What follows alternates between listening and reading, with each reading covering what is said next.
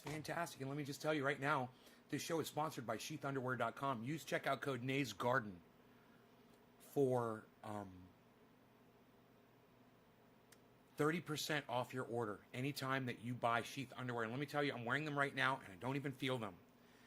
They're so comfortable, and they keep you so fresh and ventilated down there, and they keep you together and everything, man. It's a really good invention. Very simple design, and I can't believe men haven't designed it sooner. But it just shows you how fucking dumb men are. That we'll just walk around with our balls and cocks just, sweating and bouncing off each other and not do anything about it. It's so lazy. Well, sheathunderwear.com isn't. They've solved the problem. And when you got, hey, Youngsy, and Youngsy, I got your message. It's on its way, bro.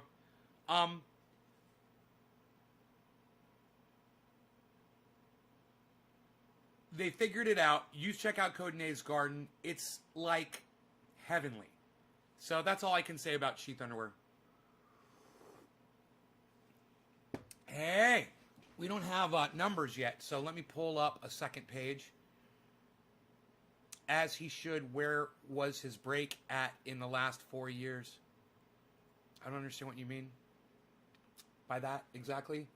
You're responding to the title, obviously, of my video, but the title says Trump is a danger to. It's those. What are those? Are the words I'm paraphrasing? That's the direct comment taken from the charge they're charging Donald Trump with, and that's in the written statement. I thought it was interesting. As he should. Where was his break at in the last 4 years? Break. Craig, I don't quite get what you mean, but I think I kind of get what you mean. Hey, Karen, Youngsy, true. Right, true gentleman. Do you think we're on the brink of a revolutionary war? Ryan Patterson, I hope not. I don't think so.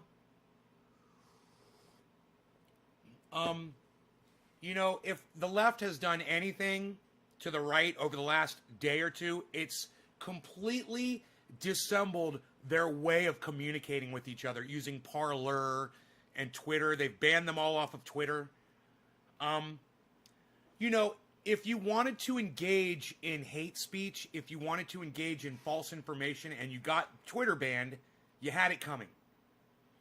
Thousands of accounts got yanked. Tens of thousands. Maybe even hundreds of thousands. We don't know for sure. All I know is I lost more than 100 of my loyal patriots. And not a single one of those loyal patriots has thought, hey, maybe I'll go on Nay's live stream and tell him that I got blocked from his Twitter. It's almost as if those people never even existed. I'm not saying they didn't. But it just goes to show you how quiet of a voice they actually have. They've been silenced. It's like a mosquito. It's like the Republicans and the whole Stop the Steal movement was a fucking mosquito and the left just swatted it. As of right now, that's where we're at. Good luck with the right trying to reorganize and figure out how they're all going to, figure out how they're going to communicate with each other. We going to talk about underwear again? I talk about it on every show. They're my sponsor.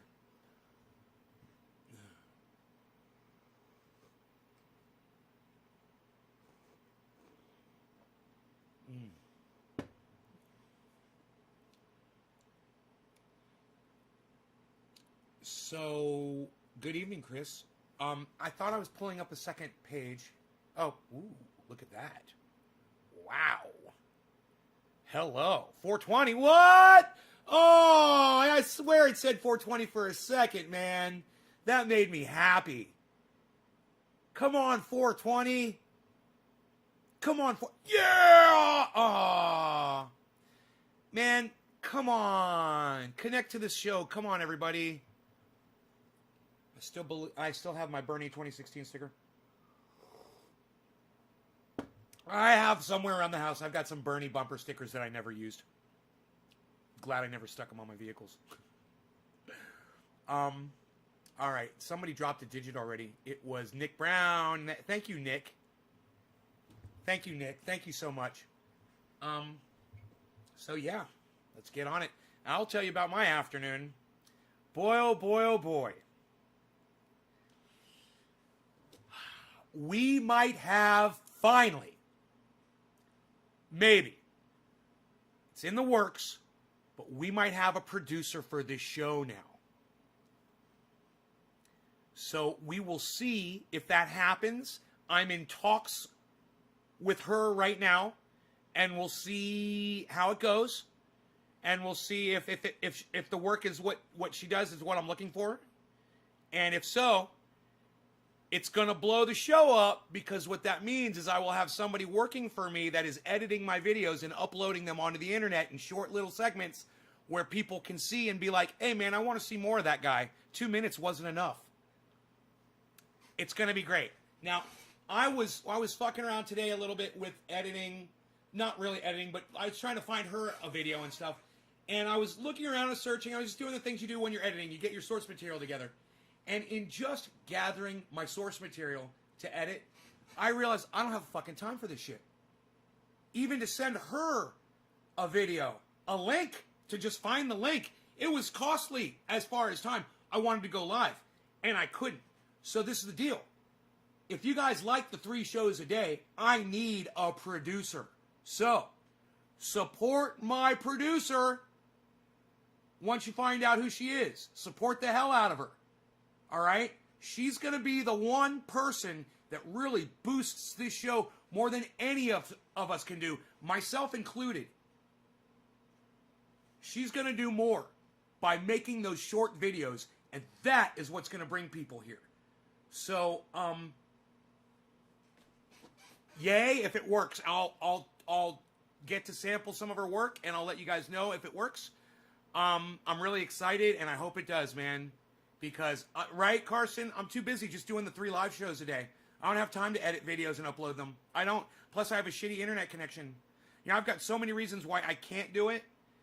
And if I only did 1 show a day and then edited short segments like most podcasters do, I wouldn't have a problem. But I'm here for you guys 3 times a day. So, hopefully, this will happen.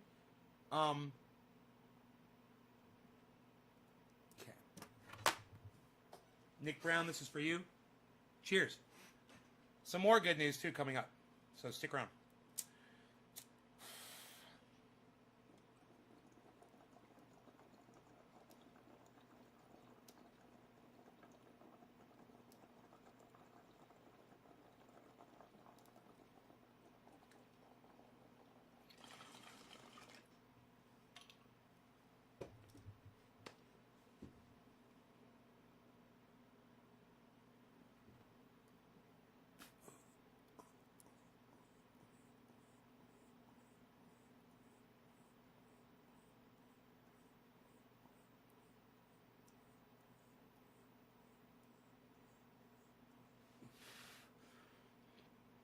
It's what this show, it's the one thing the show needs that it hasn't had, is somebody working in the background producing videos.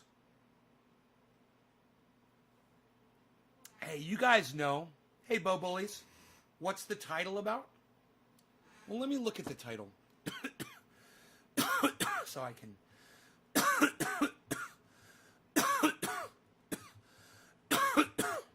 Did I copy and paste it? Yeah. Trump has, in quotes, demonstrated that he will remain a threat to national security, democracy, and the Constitution. That is the quote taken directly from the charge put against him, and I believe the paperwork that's being filed for a second impeachment trial. I believe that's the basis for the impeachment. Good question, Bo Bullies. Bo Bullies, Bo Bullies. Right.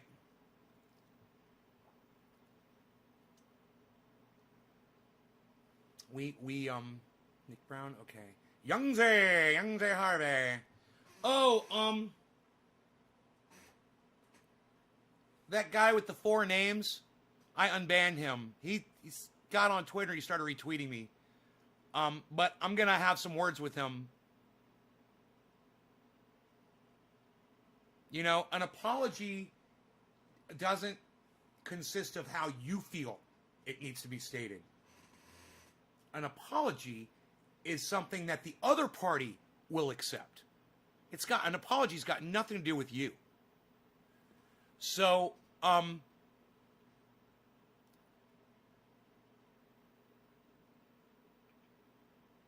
we'll see.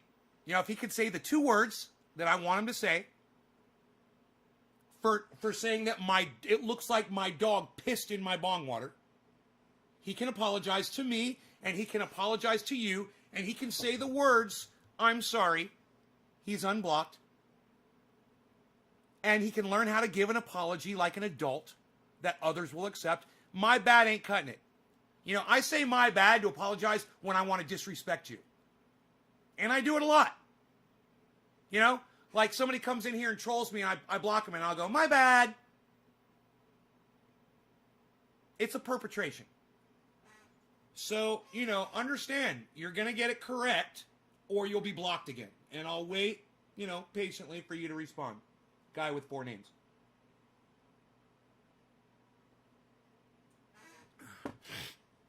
Who might not even be here right now, which wouldn't surprise me because there's only 36 people here. He's probably not here.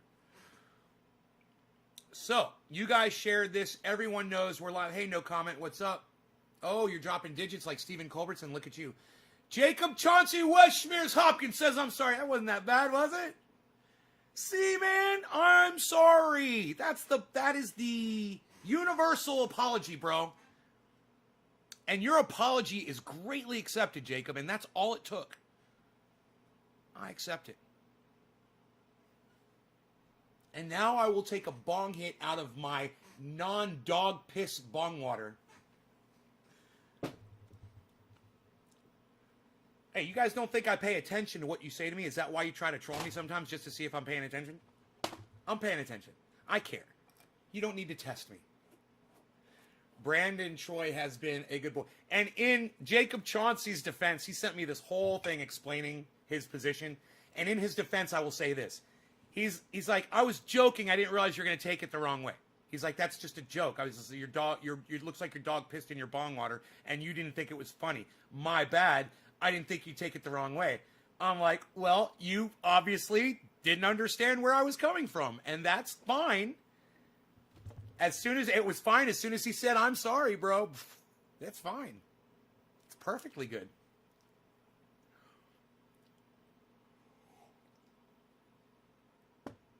Today, you give them time to explain before you just blocked. I always try to talk to everybody, Karsten. People come in here, call me all kinds of names. They end up being buddies with me. It's like they're punching a rubber wall. And they realize they're punching this rubber wall, and they're getting tired, and it's not doing anything, and the wall's just sitting there fucking right in front of them, fucking not even moving. And they get tired after a while. You know, you get tired, and then you're like, yeah, you win, dude. You're cool. I like you. You're a nice guy.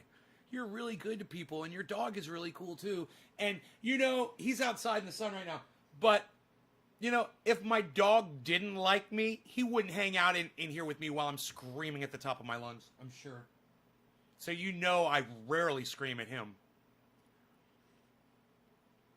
But he's got that sun. We haven't had sun in days. It's been raining and raining and raining and raining. So I understand. He's soaking up the rays on the deck right now. And he's just loving it. Nobody makes jokes about your glass of Beazle. Psh, unreal. Nobody's even joking about Beazle anymore, Enoch. Are you kidding me? Psh, what are they, from Texas? Psh, unreal. Everything's bigger in Texas. Everybody knows that. Psh, unreal, pal. Psh, even the jokes are bigger in Texas. Psh, nobody even thinks about that anymore. Psh, what are you doing? What, are you sending that to me on a BlackBerry? Psh, nobody even does those anymore. Psh, unreal, pal. Psh. You know, I have probably bastardized and murked up and diluted that impersonation so horribly that it is probably nothing like Ed Bassmaster's rendition of Chip Diamond. But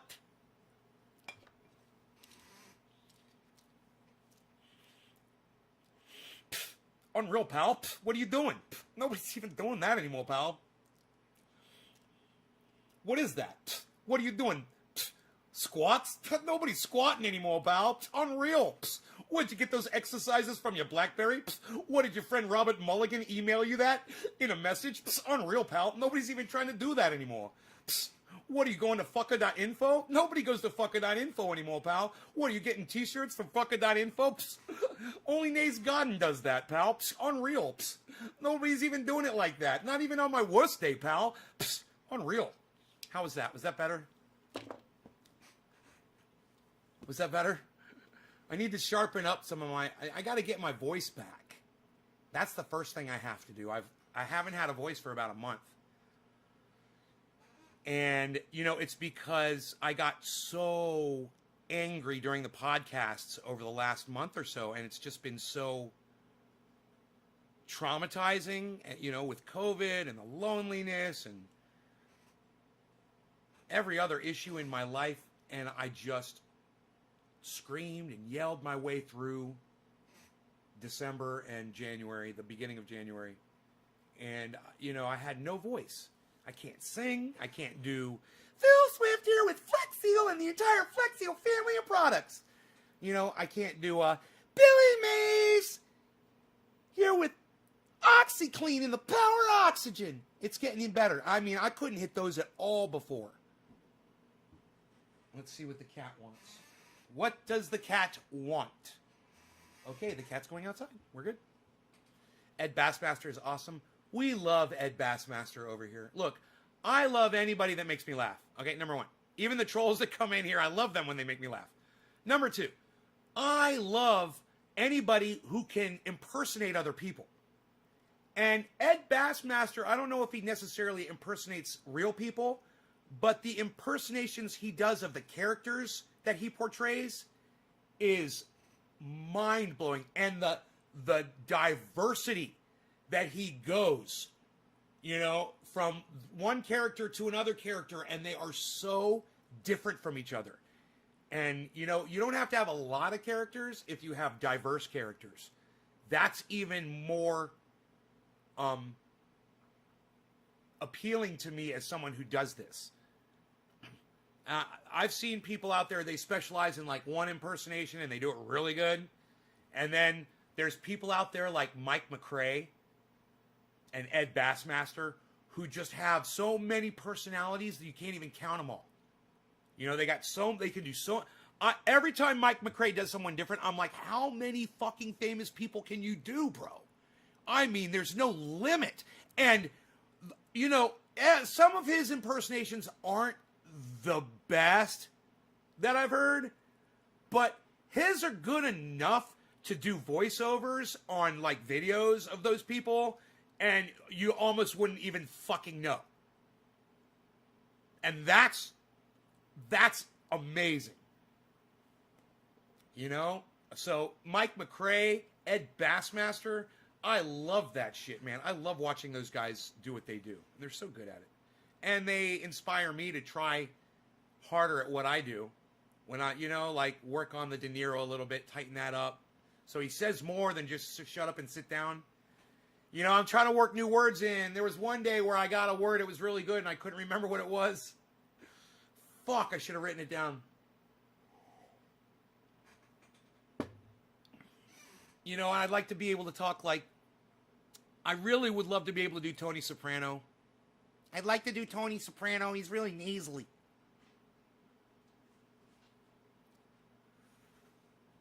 Retirement community.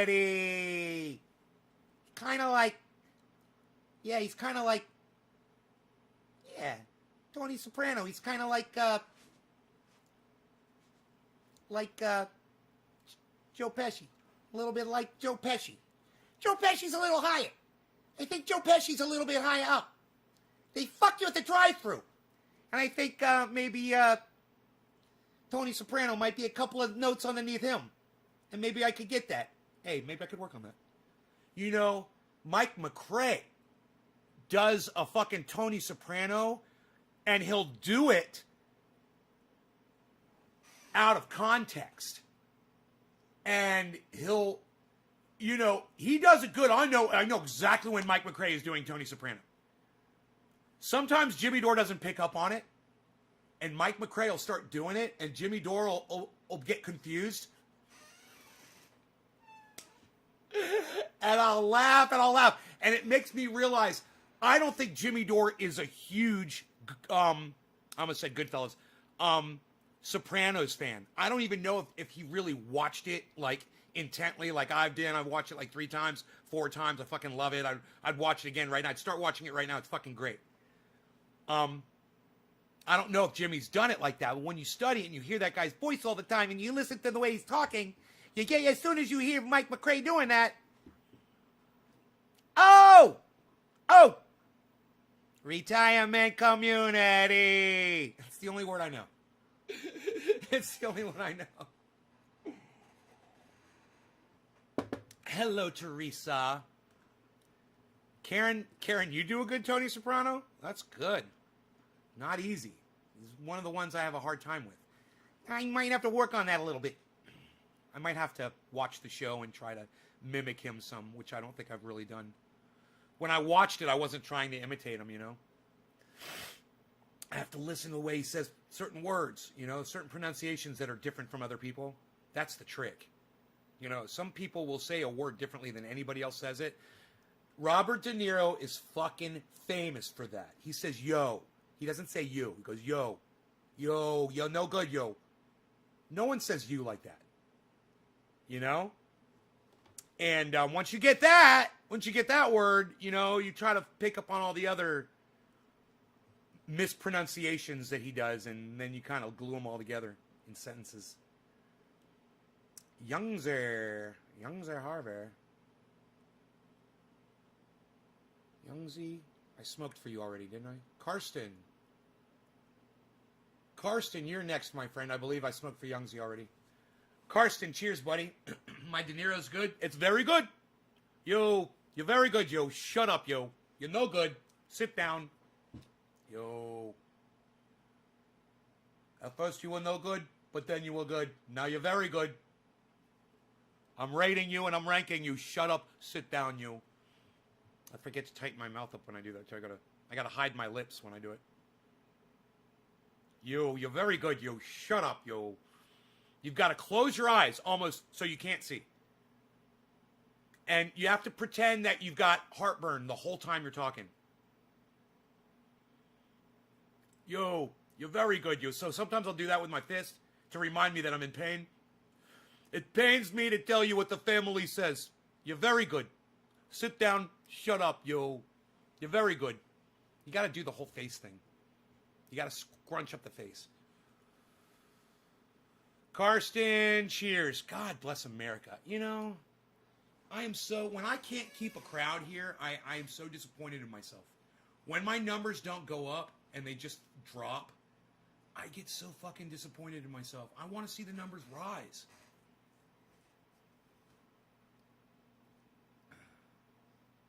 I'm so saddened by that. Hey, Fletch. When I click over, we were up to like 40. We're at 420, right? And I click over, now it's 25. I almost lost half of my viewership. Oh, thank you, Enoch. All right.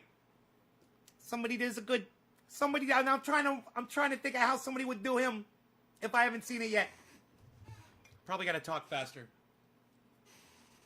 Robert De Niro is easy. De Niro, yeah, Robert De Niro is easy, Karen, now that I told you how to fucking do it, you fucking idiot. Now that I explained exactly how to do it. Whatever. Cheers, Karsten.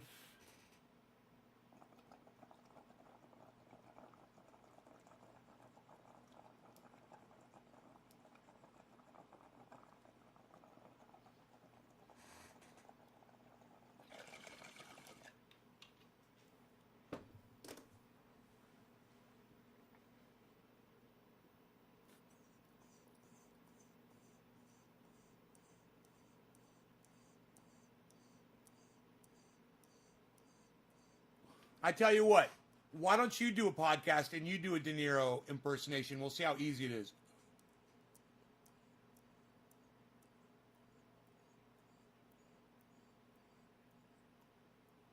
Karen, you're about that close to a fucking ban because I know you just fucking lied to me.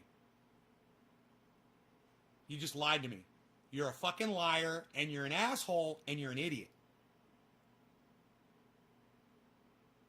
You understand that?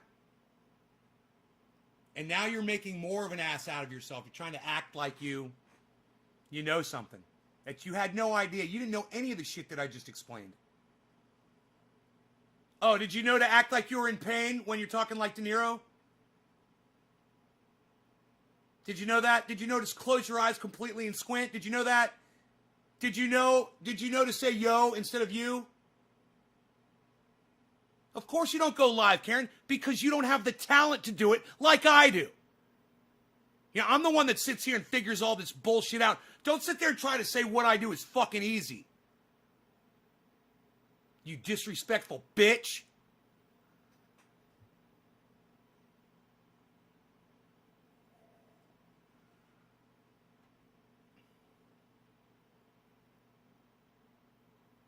Out of the kindness of my heart, I sit here and teach my audience how to do an impersonation, literally explain it, all the tricks, and you go, oh, that's easy. Fuck you! Go fuck yourself, Karen! How dare you? You always got to say that down your nose. How dare you? Karen. Karen?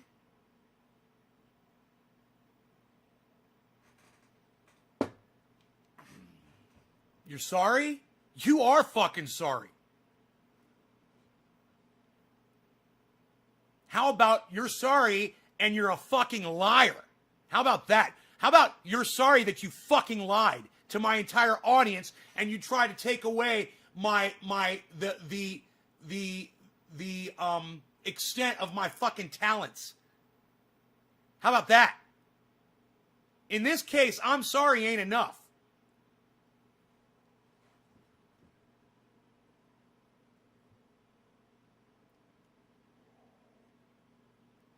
Fucking double down on me, bitch.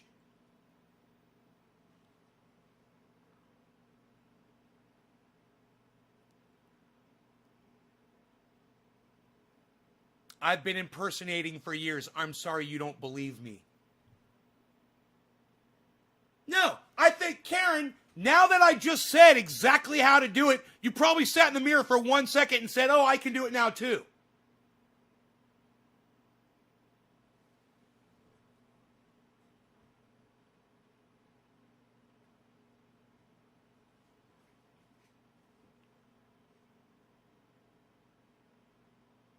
You probably impersonate De Niro and end up looking like fucking Pee Wee Herman. I would love to see. I tell you what, Karen, grab your smartphone right now and make a 20-second recording of you, a video recording of you, doing De Niro and put it up on your Twitter right now. You fucking bitch. Go ahead and show us how great your De Niro impersonation is. I'd love to see it. Fucking sit here three hours every fucking day entertaining your lame ass. To have you sit here and say I don't have any fucking talent and what I'm doing is fucking easy. Fuck you! Go ahead and show us. Show us how fucking amazing your De Niro is, Karen.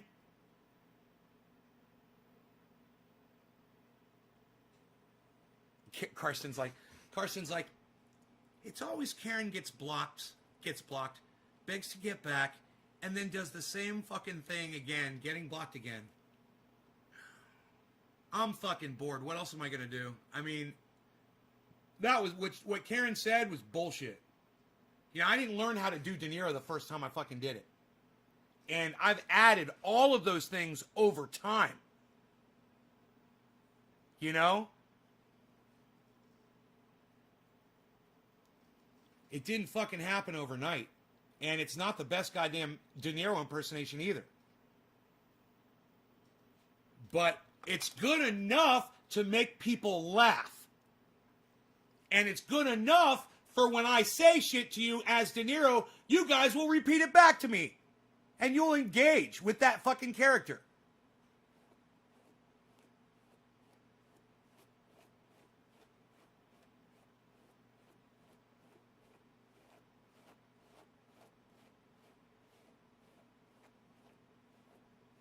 Hey, Billy. Is that the same Karen I had to block? Yes, Billy, it is. It's the same Karen you warned me about, Billy.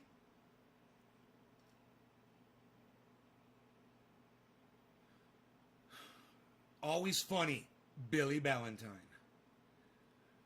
So FBI says armed protest on Inauguration Day. Also, all 50 state capitals. Armed protest. Yeah, I heard about that too. DM, Slipper, Karen. That should be clear. Thank you, Nick. That's too nice of you.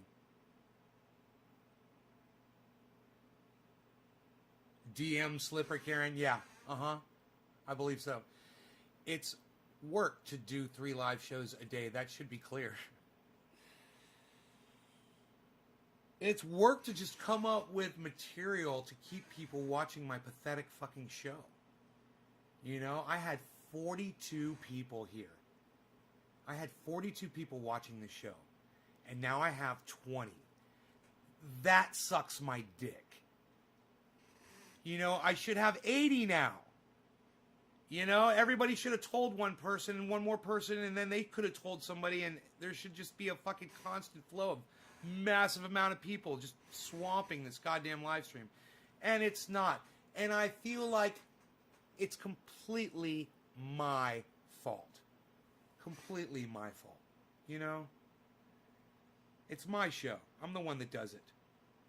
I did it when I, you know, on YouTube, when I started, and it did so well. And it grew so fast. Man, if I could have a day or two of the growth that I had when I started my channel, oh, fuck, dude. 100 subscribers a day, like it was nothing. I was just on Parler, and they said Trump is reptilian and eats bugs. Parler. Jacob joking. Ronnie Vela, a 50-state attack. Replying to Jacob Chauncey, Westmere's Hopkins, don't doubt it, probably a shape-shifting reptilian, shape-shifting, interdimensional alien. Those interdimensional...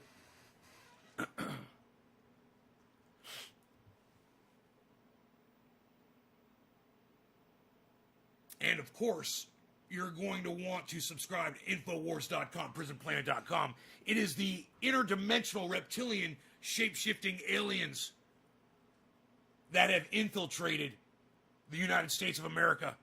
They are sucking the thoughts right out of our brains.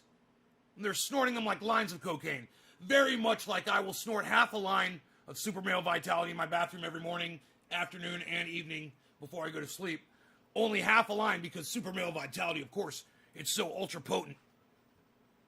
You're going to want to get our water purification systems as well. And you're also going to want to check out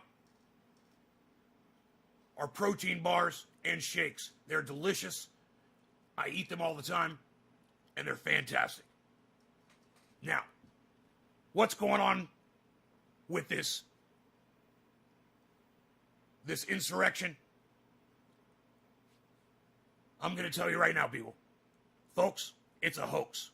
It's a hoax perpetrated by the Clintons and the Obamas to get you out there with your guns so the National Guard will face you down and put you in prison. That's what's going to happen. And the Clintons and the Obamas are in conjunction with interdimensional shape-shifting aliens and the North Koreans and the Chinese as well. And they are working together to promote this day. So you all go out there with your weapons and you make complete fools out of yourselves like you did on the 6th at the Capitol. Now, listen, I was going to speak at the Capitol, and I listened to what the president said, and I backed out because I said, you know, he's an idiot. I can't be affiliated with him anymore. So I'm going to take my brand, and we're just going to watch from a distance. But don't forget, I went to Alaska in submersibles, and I've seen the operation that has mined the mercury and mined the iodine that we get in its purest form. And let me tell you, it will literally protect you against the radiation from a nuclear blast. If you find yourself in the middle of a nuclear blast, you can take 3 drops. It will save your life. The atomic bomb, the nuclear bomb, any kind of an explosion will protect your body. You're going to want to order this today. Infowars.com, prisonplanet.com. I'm Alex Jones. Thank you so much for watching.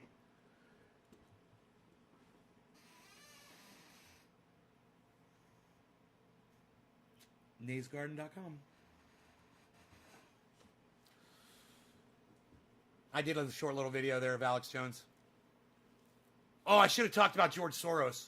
Thank you, Ronnie. At the Bohemian Grove. I missed that too. Oh, man. Billy, you're great. I love when you guys feed me lines when I'm in character, man. It fucking helps. Sometimes, sometimes I'm like scrambling, trying to remember shit. Could share you 4 of my groups. Hope they come over. Me too. Thank you.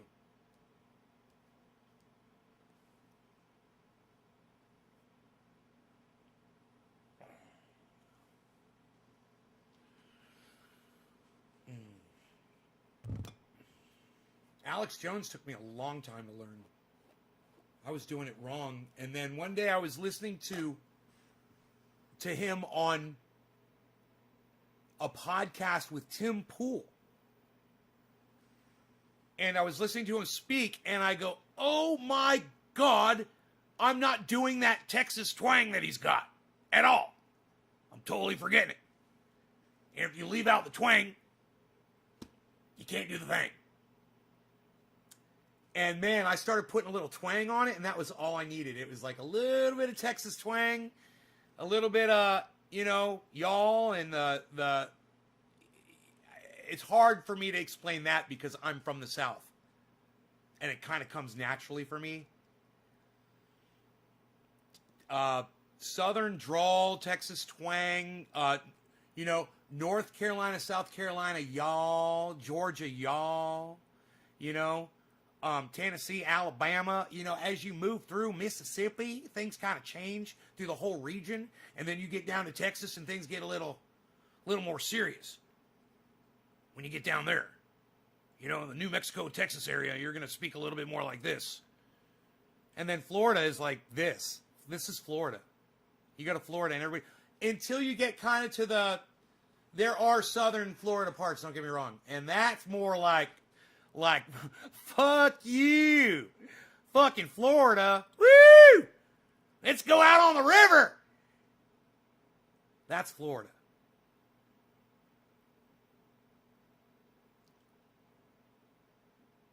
So I try to learn regional dialect, intonation, and mispronounced words.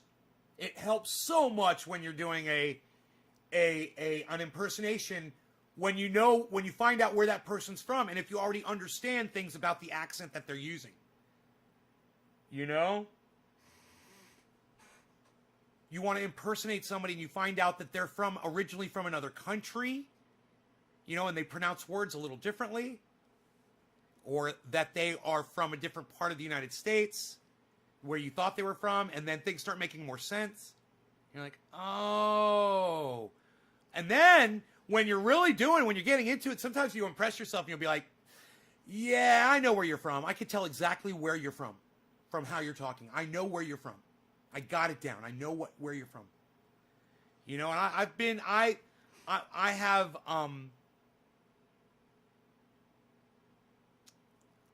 I have impressed a lot of people in chat rooms when they've come into the chat and we're talking. And I say, hey, are you from blah, blah, blah? And they're like, yeah. I'm like, yeah, I could tell.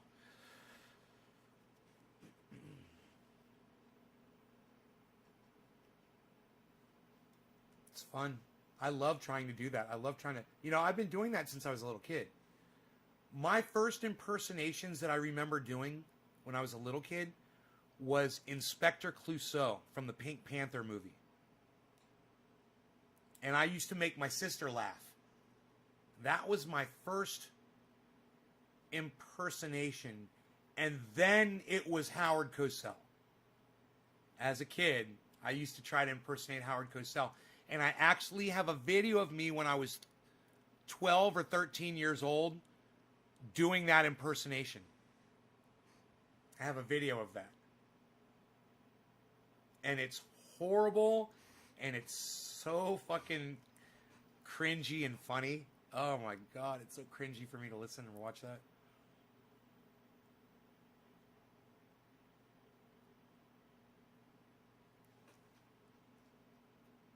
Ah, Karsten! I love you, Karsten! What? Now, look at this. Hey, Karsten, look. Hey, I'm doing a little river dancing for my friend Karsten. Look at this. Hey. Oh, look at this. Oh. Hey, let's go over here. Dancing for my friend Karsten. Little musicless river dancing. Musicless river dancing for Karsten. This is what you get when you stick up for me in my live stream. Wow, Karsten. Karsten says to Mark Tate, we like it. If you don't fucking watch! You fucking little bitch! You shared this to my group, so I'm asking what this is. No, you're being a fucking bitch! Fuck your group and fuck you! Get out of my goddamn podcast!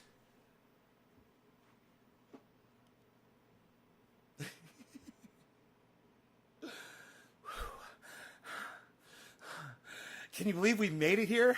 We're telling people that groups to go fuck themselves. We've made it. We've actually made it. 29 people. I love you. I love you. Thank you so much. Thank you so much. God, I love that. There were 20 people watching this fucking broadcast.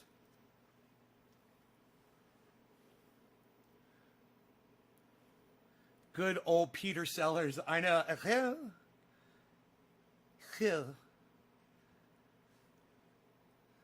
presume. Good, yeah.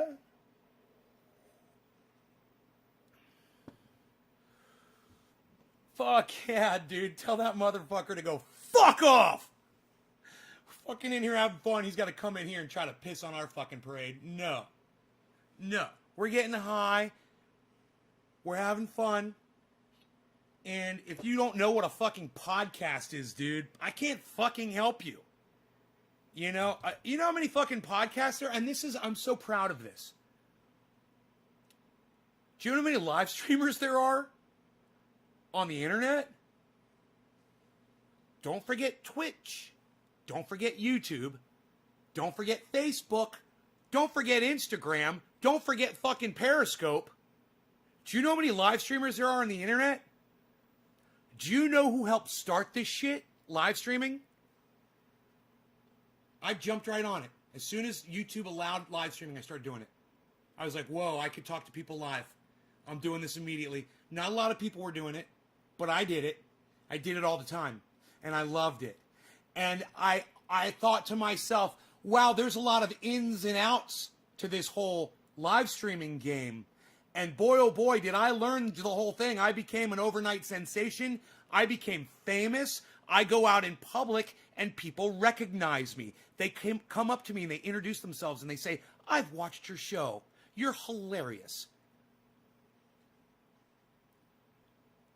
So that's what it did for me. And I lived that whole thing and I understand what it is. And as I did it, I thought, I got a lot out of it. I got a lot out of it. Live streaming, it's just very fulfilling. And I'm very passionate about it. I would love it if more people were into it. And I would always talk to my audience and say things about podcasting and like instructions about podcasting. And I got the whole thing that my audience wasn't really composed of podcasters per se. When I would podcast directly to Facebook, there were more podcasters. You guys remember? If I'm going straight to Facebook, it's going to be, you know, all the people that use cannabis that podcast on Facebook would come to the live stream if I would broadcast just to Facebook. And I broadcast like this, we never see them. You know? Look at Mark Tate says, all I did was ask what this was. Bro, you said it in a nasty way. You came off, Mark, go back and read how you stated it. Okay? Go back and read your post. I'm not gonna pull it up to try to shame you. Just go back and read it, and then you come back and you tell us. Okay? Look, I'm not trying to burn bridges from someone that manages a group. I would love it if you would promote me in your group. But at the same time, the appeal of this show is I keep it real like that. When somebody comes in and says something like what you said, I call them out immediately. I don't suck up to anybody. Part of the reason why my viewership is so fucking low. You know, it's not a very popular show. And in my narcissistic brain, it should be very popular.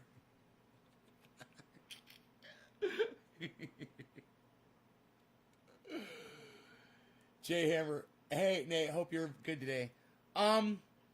Jay Hammer, today's a good day, man. What can I say? It's a good day. I'm excited. You know, I met someone that edits videos. And I've been begging my audience for years for just somebody to learn how to do it and do it. You know, I know how to edit videos. There's nothing to it. But I couldn't find anybody else to do it because I don't have the fucking time to do it. Find somebody who loved the show that would fucking learn how to edit videos, and it would be so fucking cool. Everybody's on a goddamn smartphone now. Nobody's even got a goddamn PC anymore. You know, and to me, being a multimedia guy, I need fucking PCs. And I can't imagine... And I used to be a gamer. I just can't imagine not having a fucking PC in the house. And a laptop. You know? And multiple smartphones throughout the home. You know. But, a lot of people, they can't afford them. You know, people don't have fucking money anymore. And then your PC gets outdated. And then they force Windows 10 on everybody. And people can't afford to upgrade their fucking equipment. And then the goddamn, the internet companies charge an arm and a leg and give you shit fucking service. You know, spotty on a sunny day. So I understand, man. It's gotten worse. Things have gotten worse. Everything's gotten worse. Man, I remember 5 years ago, fucking everybody had a goddamn computer. I had fucking, man, let me tell you, 11, 12 years ago, I had fucking 8 goddamn PCs in my house. Set up with 8 goddamn monitors. That's a fact. Not including the 2 that were set up in the recording studio. That's 10.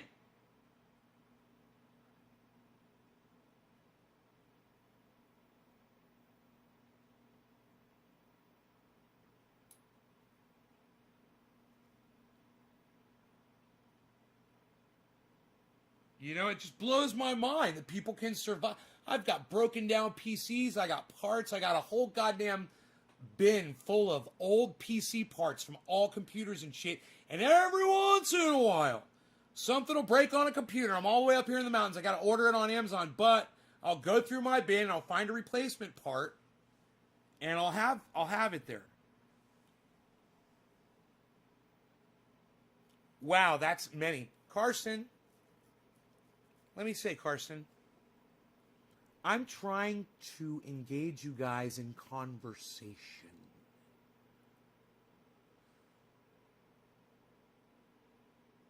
I would love to hear what you have to say about all of this.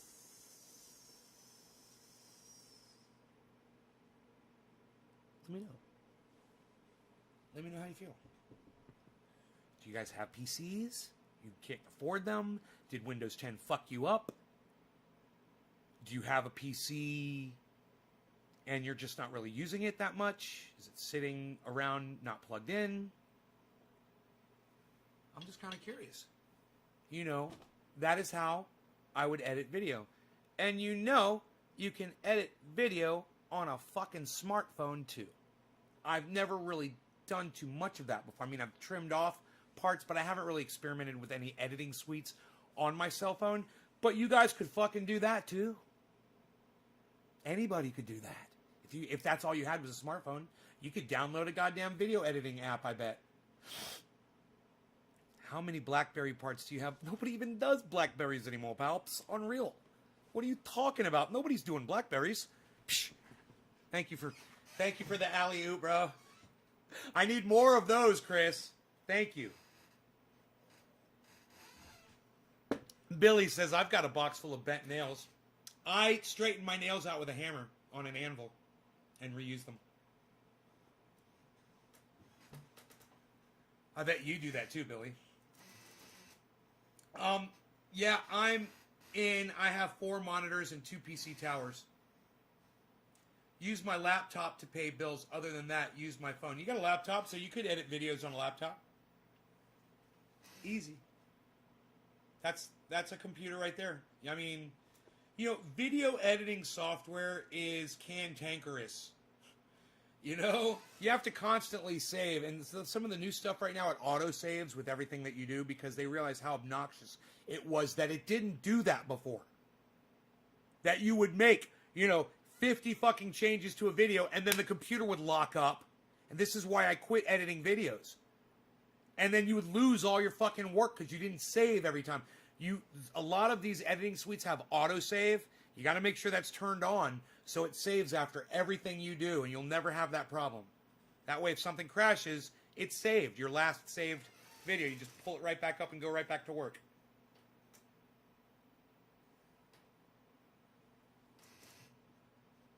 What? Power Director? But it's $30 a year for editing software? I'd rather just purchase the software and have it. But, Power Director on Play Store. What do we download on a laptop to edit? Windows 10 fucked my laptop.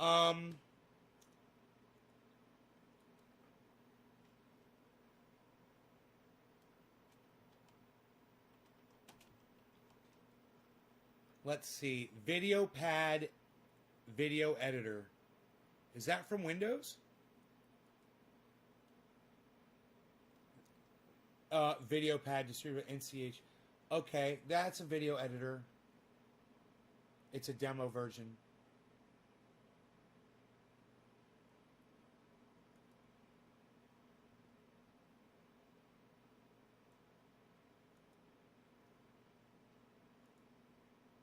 So there, I've downloaded. That was on my. That's not Windows 10 editor video editor. I would think they've got video editing software right on Windows 10 though. I remember in Windows, you would just open up Windows, man, and there would be like a folder, and it would say accessories, and you'd open up the folder that says accessories, and there would be Paint and video editor. What was it called? You'd have Paint, and you would have Windows.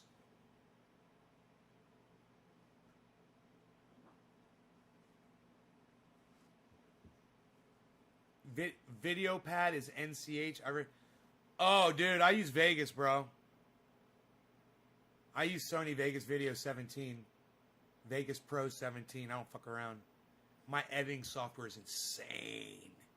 It's so good.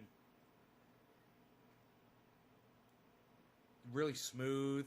Rarely crashes. Auto saves.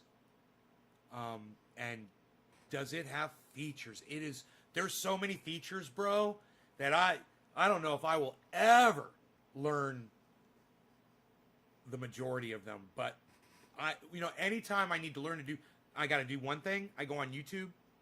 I just type in what I want to do and there's 20 videos of people doing it. 20 different ways that you can do it on Vegas. And I'm like, It's a great editor, man. That was the thing I used to edit the stairs. Remember the stairs video? Remember how smooth the editing was in that? There was that, and the one of me sitting here talking to myself, the conversation with myself, that was on Vegas. That it was, bro. If I had spent another 2 hours or 3 hours editing, I could have had that shit seamless. You know, it pretty much was. I mean, I just, like I said, I could have finessed it a little bit better in all kinds of aspects.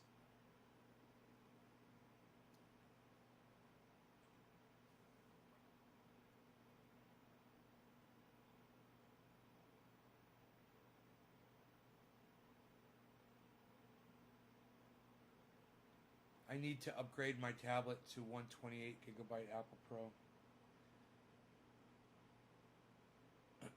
Well, you've just got to fix the operating systems. A lot of these computers are usually it's just you've got too much stuff on them, and you just got to clear all your photographs and your videos off. You know, if you've downloaded a lot of unnecessary software that's taking up a lot of space. The software doesn't take up as much space as just video files. And I do video files all day. I'm making one right now of this video. It's going to my hard drive right now. So I make video files all day. That way, if the internet takes down one of my videos, I still have a copy of it. You thought the video of me talking to myself was hilarious? Thank you. A conversation with myself? Yeah, it's kind of depressing to watch that video for me, actually. I don't like the conversation, man. It's sad.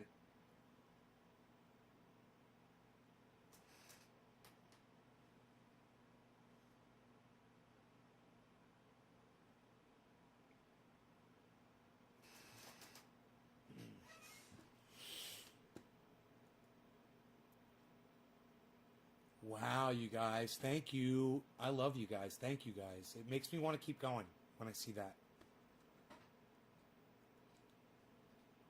Thank you so much for that. Thank you, thank you, thank you, thank you, thank you, thank you, thank you. So, I am so grateful for you guys. Okay, here it was. Karsten, and then dropping the digits, dropping the digits, dropping the digits. It's Stephen Culbertson. Stephen Culbertson, are you here? Stephen Culbertson, are you here? Stephen Culbertson, are you here? Stephen Culbertson. Stephen Culbertson. Stephen Culbertson, are you here? I still have Covfefe. Michael Williams says he's a paranoid tin hat Trumper. Tula says, hey, Nate, any chance you can update the current Trump energies? I tried to pull it up on YouTube and don't have cable. The current Trump. Okay, Stephen, good. Cheers. Tula. The current Trump.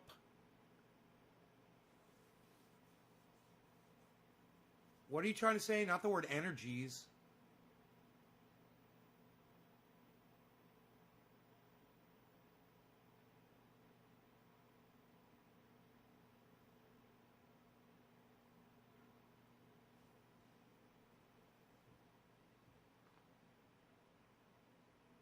Are you hungry?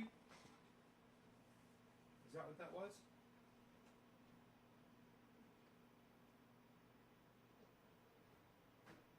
Are you hungry? Come here. All right, I got it.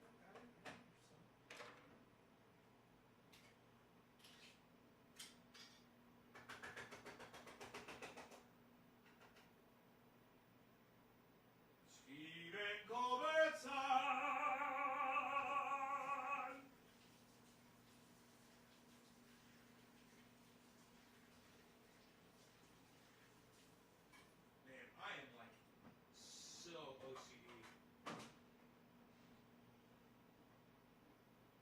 this house would be, if I wasn't so OCD, this house would be a disaster. God, it's just a constant battle. Stephen Colbertson. Oh, the recent Trump updates. Trending updates on Trump. Yeah, let me grab my phone, honey. Give me a second. All right, let's see. I will go straight to the news for you, girl. Let's go with CNN because they are all over fucking Trump. We'll pull up CNN first and see what the lying CNN fake news has to say. FBI warns armed protests being planned at all 50 state capitals and in Washington, D.C. Yeah, we know that. Thanks, y'all. Thank you. Wow. Okay. Look at this. Michigan State Capitol Commission bans open carry of firearms inside state capitol building. They're already fucking getting ready. Biden says he's not afraid of taking oath of office at U.S. Capitol after deadly riot. And Biden says it's a good thing Trump's not attending the inauguration. I agree. Mayor urges people to avoid D.C. as Secret Service begins inauguration prep early.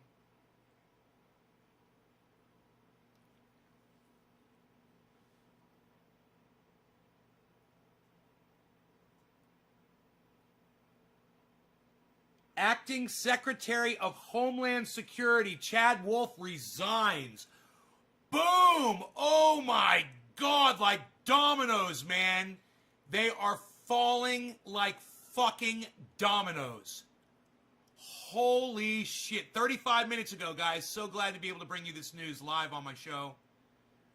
Wow, right from my smartphone, and you guys can do it too. Just download a bunch of news apps, and you guys can keep up with what's going on too. It's easy. Oh, First Lady is the president's enabler. That's fucking hilarious. I want to watch that. Ah! Facebook ban Stop the Steal content 69 days after the election. Wow. Facebook bans Stop the Steal content. What did I say at the beginning of the show, guys? Remember?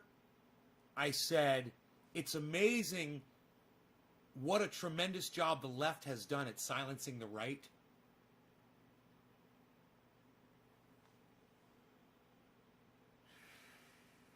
Let me let you look at that. Look at it yourself, man. It's fucking crazy. Now, I understand. I understand Trump supporters' anger and frustration. I know that you guys are mad about this whole ordeal. What I don't agree with is preventing y'all from talking to each other on the internet about it, because it's only going to make you madder, and it's only going to give you more support. And I got to tell you, you're getting my support. As far as a free speech advocate, this is fucking bullshit. Now, granted, I don't agree that the election was stolen. I know that Joe Biden won the election. I know that Donald Trump lost. But if you guys want to fucking entertain the idea and speak about it, I don't have a fucking problem with that. You know, the United States government is going to have a problem with it all around the country if they continue trying to stifle free speech. And I understand that Facebook is another private company. But, I mean, where are you going to fucking draw the line, guys? I mean, when's it going to stop? Oh, that's right. That's what Jimmy Dore and Lee Camp and fucking every Graham Elwood everybody warned me about. As soon as I started supporting Donald Trump being muted on social media, they're going to do it to everybody else. And man, I was first. So fuck Donald Trump and fuck these motherfuckers. I got banned way before all you guys did. So I know what it's like. But I'm here to say, man, this shit right here is wrong. I totally agree. If you break the rules of social media, you should be kicked off. But that is not breaking the rules of social media. You know, so Stop the Steal content is not breaking the rules of social media.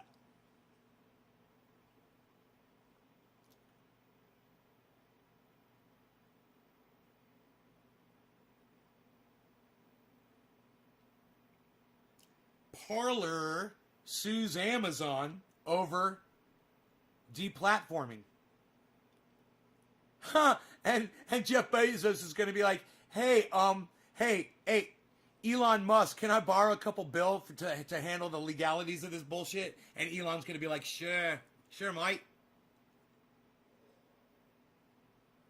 Certainly, I've at it, mate.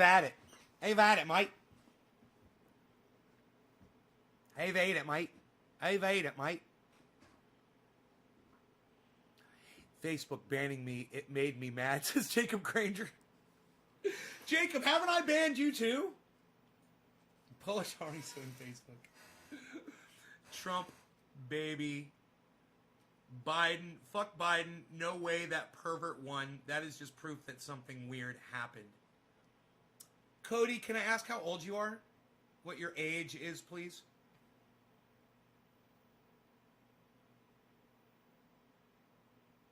Oh, you know, why are they suspended and not put in jail? 2 Capitol police officers suspended for their alleged roles in riot. You know, you take part in a riot, you get identified, and if you're a fucking pig, that makes it okay, and you just get suspended. You don't get fired and you don't go to fucking jail? Are you fucking kidding me? Why doesn't that say jailed and charged?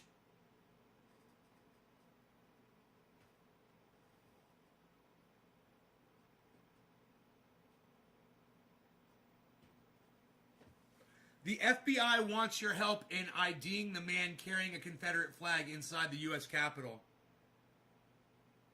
Hey, man, I don't like flags. Okay? In fact, shit on your flag. Fuck your flag. But you know what I support?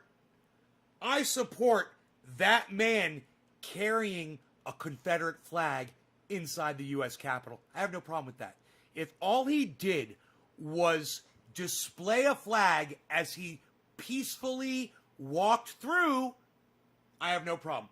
Now, if he's on video doing damage in there, then you could charge him with the damage.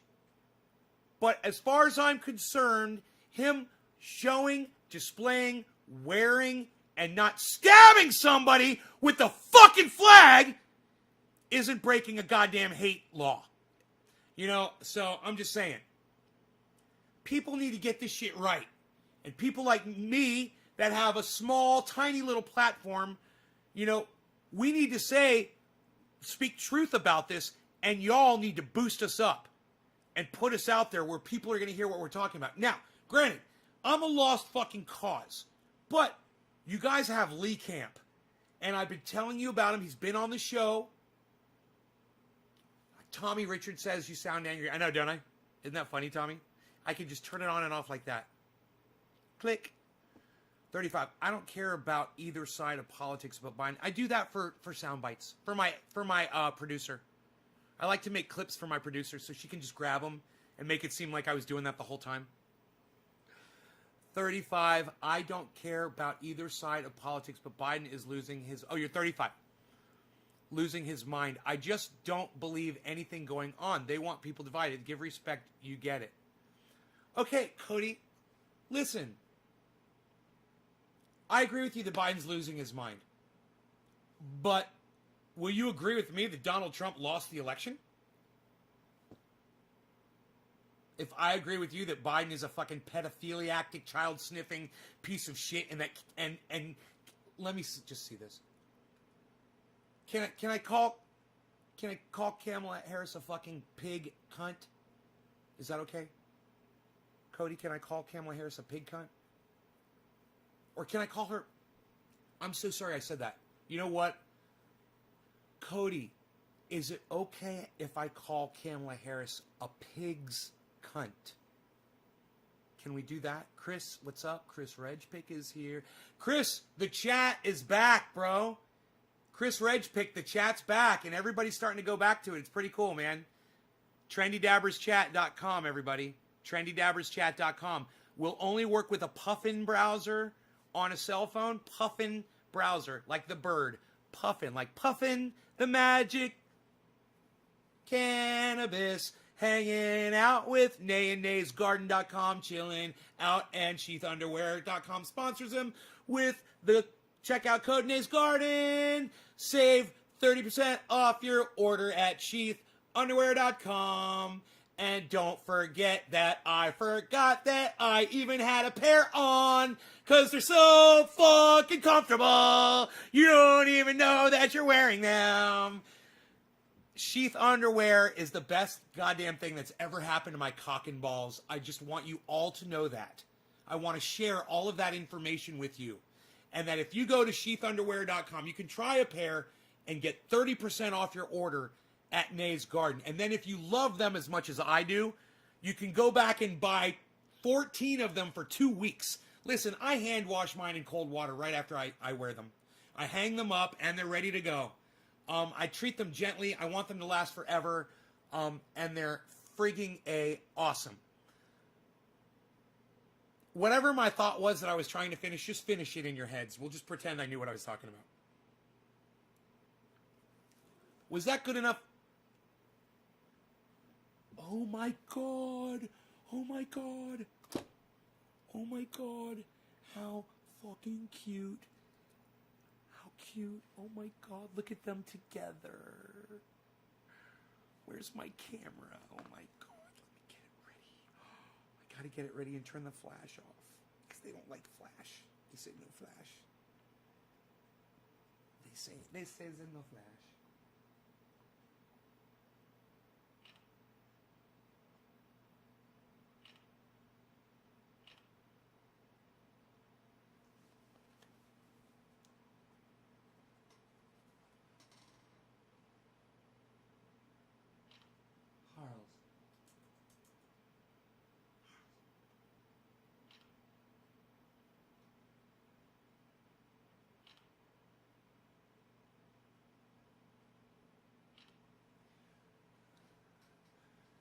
So cute.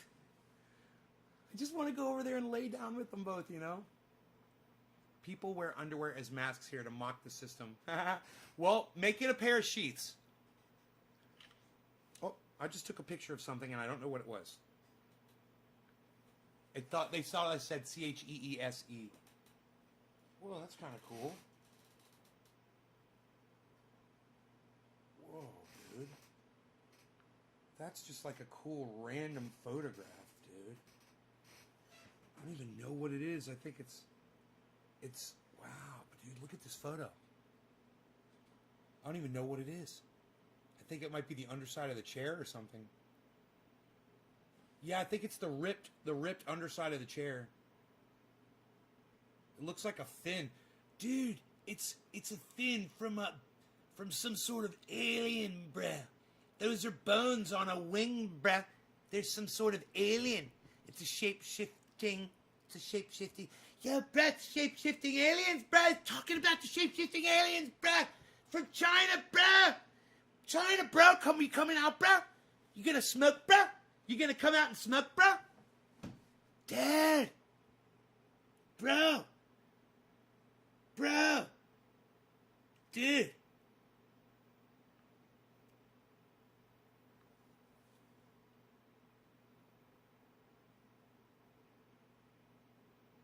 Dude, why is AT&T charging me so much money all of a sudden? Suck my dick. How about that? Why don't you guys suck my dick? Alright, cool. Where are we at? Ooh, top of the hour. Who's it gonna be? Who can it be knocking at my door? Go away. Don't come around here no more. I will just stay.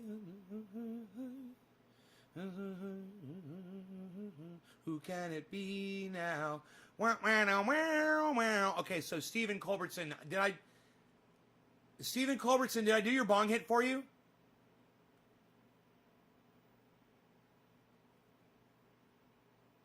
You got a Note 20 phone?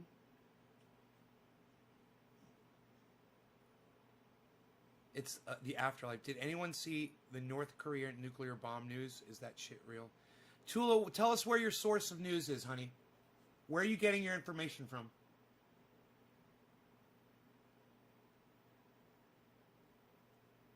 And please don't say Facebook.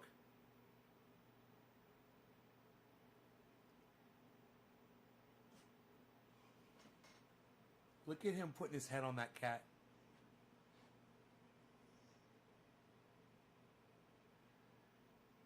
Do I think the aliens have dabs? Bro, you think the aliens got dabs, bro? Look at Rogan. Oh, look at that. Did you see that? It's like he's petting the cat. Oh my God.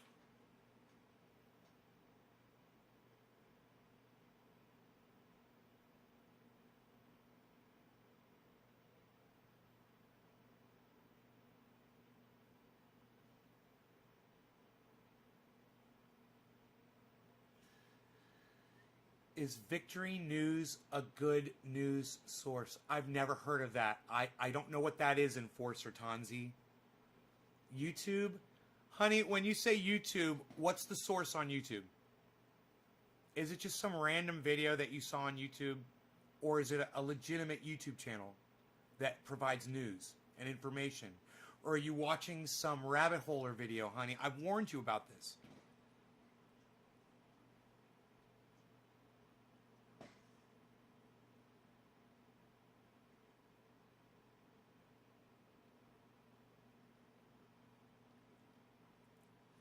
Hun, don't believe that shit.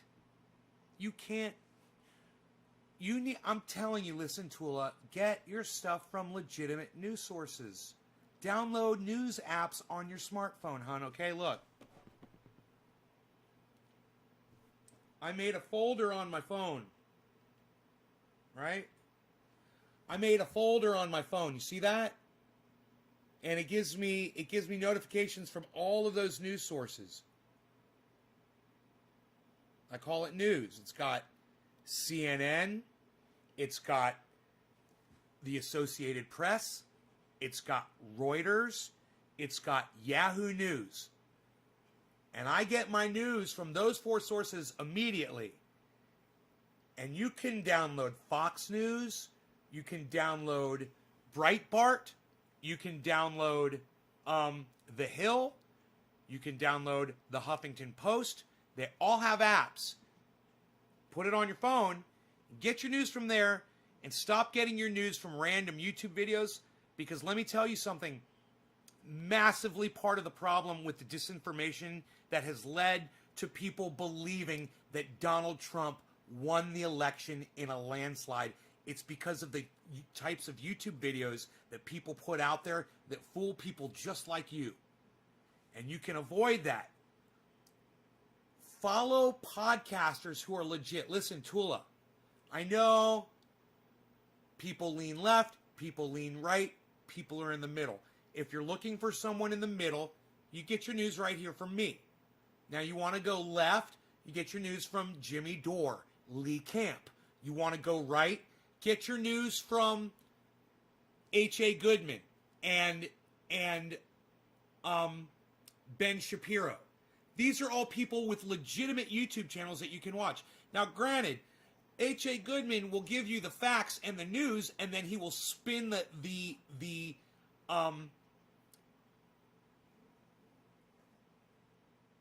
he'll spin his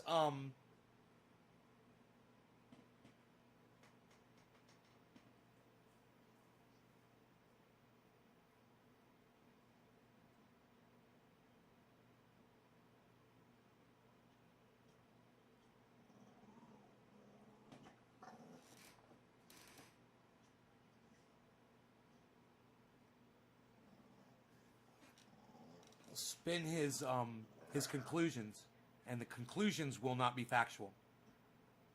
You know, he'll say Trump did not have anything to do with the people at the Capitol at all. Nothing. Trump had absolutely nothing to do with anyone being at the Capitol. he holds absolutely no responsibility to this whatsoever. That's the kind of thing, Tula, I would want you to hear and go, well, that's bullshit.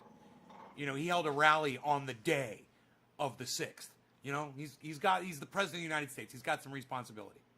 You know, H.A. Goodman is an idiot for saying something stupid like that. Right?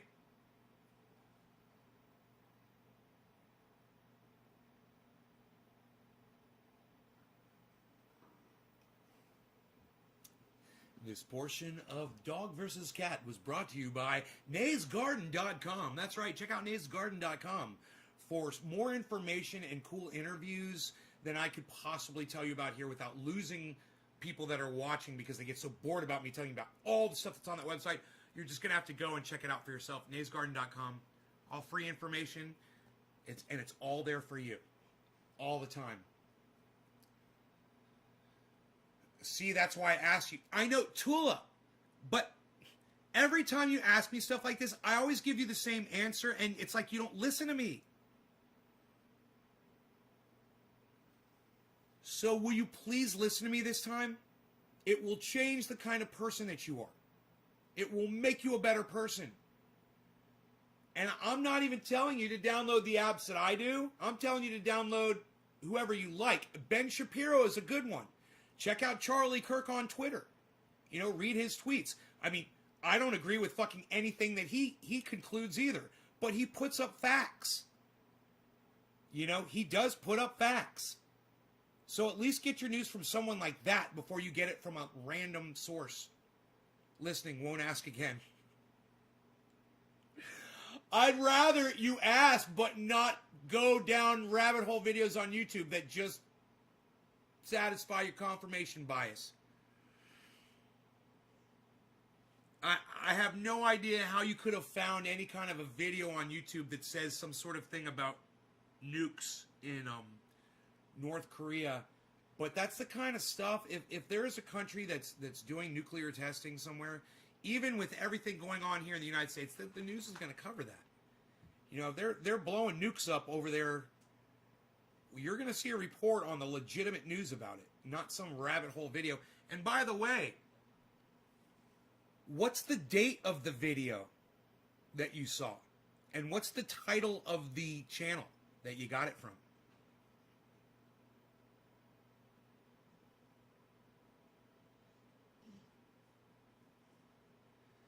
Check out Nancy Grace Top Mom for Florida. Round 2.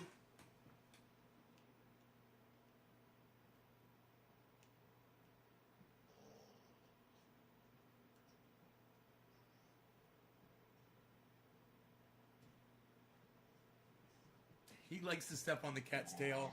He incites the cat. He incites the cat by stepping on the cat's tail, and then he'll get off the cat's tail and wait for him to attack him. Oh, the cat's biting his neck.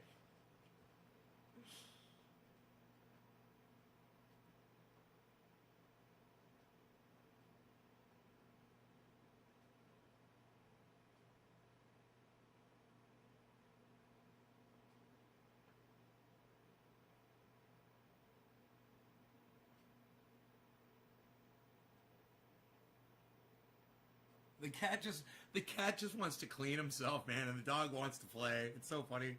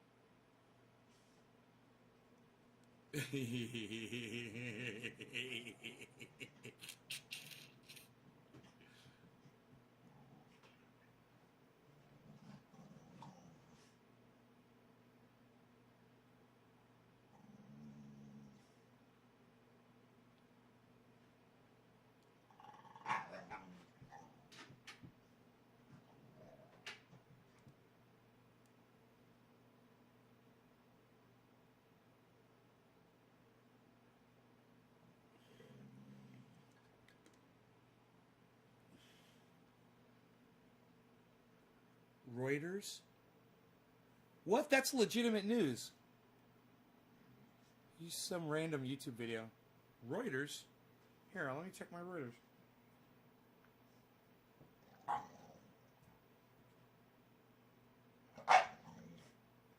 Reuters is good. Make sure you subscribe to that channel. They're one of the best news agencies, actually, that you can follow.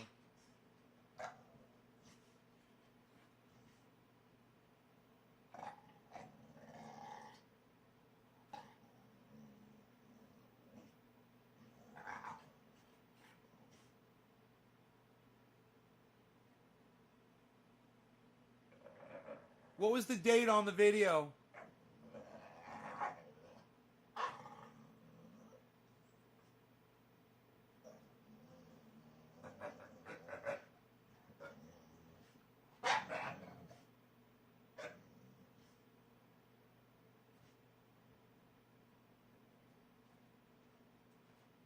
Two days ago.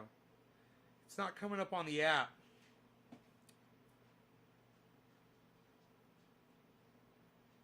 Whoa, 6.7 earthquake in Russia.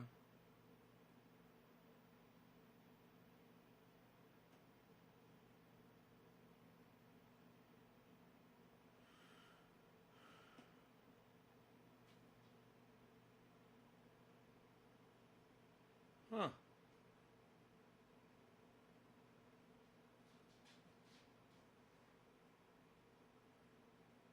I thought you said they were testing nukes.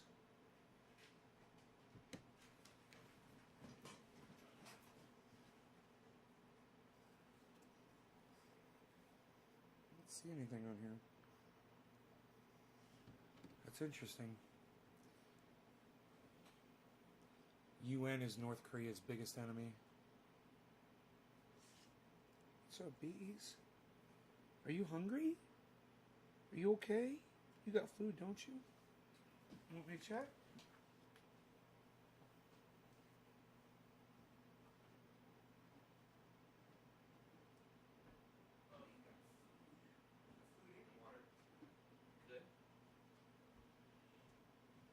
He's good. Sorry. United Nations lies. They're full of shit, just as bad as the KGB.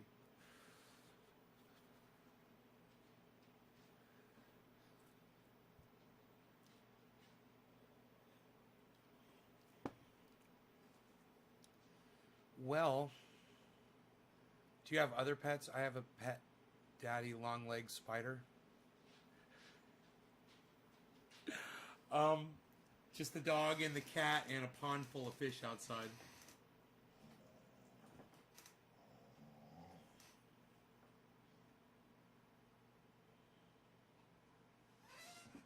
Jimmy Dore Show. Jimmy Dore Show is going live right now. I bet they'll play music for a freaking hour before they go live.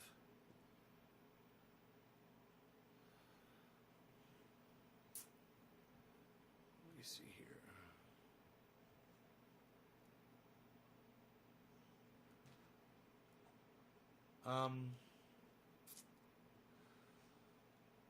JD.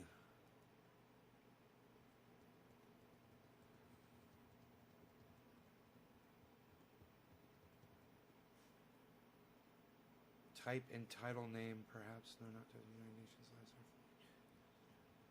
I got rats and mice in the walls. 1,400 people already watching his show. I just got the notification. It's music, of course. Do we want to put a super chat up in there? Thumbs up.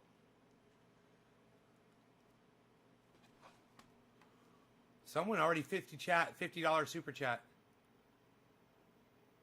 I pledge allegiance to the official narrative of the United States of America and to the corporate media for which it stands, one nation under thumb, divided by echo chambers with chaos and justice for all. Amen. And a woman. Amen and a woman. That's a good laugh. $50. Somebody dropped in there already. Oh, I'd have to put 5420 to be above them. Which would be funny if I did that. Bump them with 5420.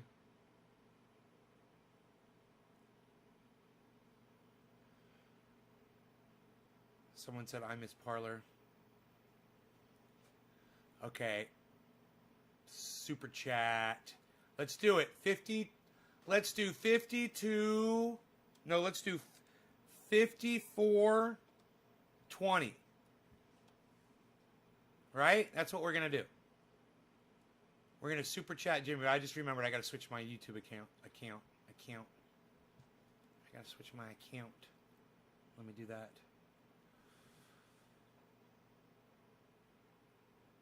U.S. is the biggest threat to with Donald Trump leaving.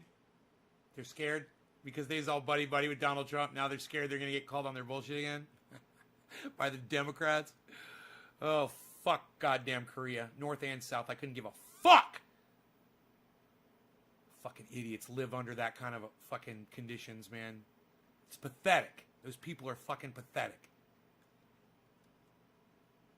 You know, at least people here in the United States, when they get fed up with the government, they go and they say something about it. Whether they're right or wrong, at least they have the balls to stand up to their fucked up government. They got guns, and they didn't let their government take them away from them.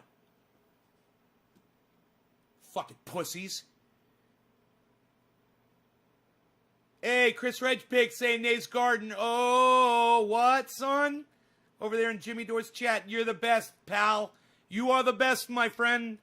Yo. You are the best, my friend.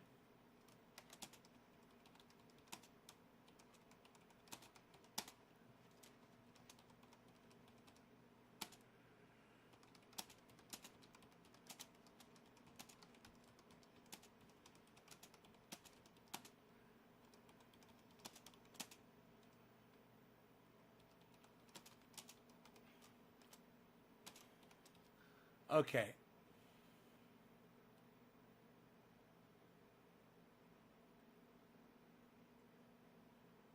Let's see if this works. Wait, let me copy and paste it. Okay, let's see if it works. If you repeat a message, people remember it. That's true. Oh. Massage. Just someone walk on my back. Put everything back in place. That's why they call it a back. You got to put it all back. You got to put it all back. There, I did it. I did the super chat. 2,800 people here. Boom! I defended Jimmy on Twitter all day today, Steph. Please check out the tweet I sent at you. Because Jimmy doesn't really check his tweets.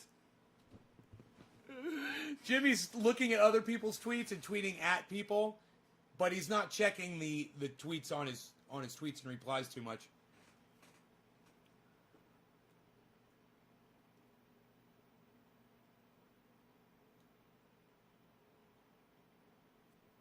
$54.20. Oh, that guy that spent the $50 is so sad that I spent $54.20 and bumped his $50 message. That's 54 minutes. And 20 seconds, probably a super chat time. Probably. I don't know exactly how it works, but it seems like the bigger the thing, the longer your thing stays up there, and it might be, the amount of money is like a minute per dollar or something. Thai lady massage backwalkers are best. Chris Redgepig, thank you for typing Nate's Garden in the chat at Jimmy Dore Show. I wish I could get more of you guys to talk about Nate's Garden interviews in his live chat right now.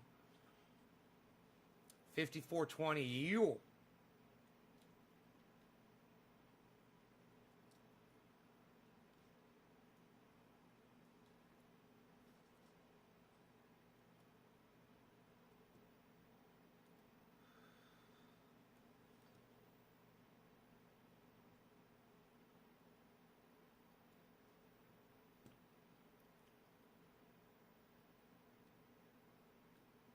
That right up there. And we'll just wait for that to go live.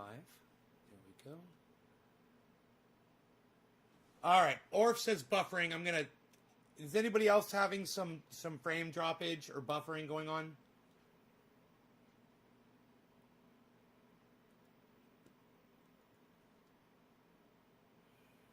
It's 420. Happy 420, everybody. This is about the time of day you start fucking with my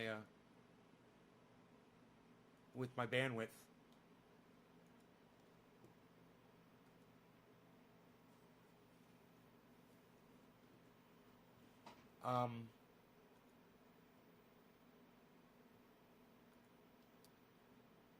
No. Okay, because it doesn't say I'm dropping any frames.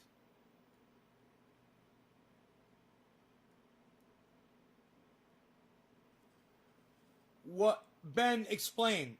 When you say it's been happening pretty often, you mean right now it's buffering? In the show it's buffering? This show has been doing this the whole time because I've dropped 0 frames from here. Or do you mean, hey Tommy, what's up, son? Or you mean over the past... I got the toys.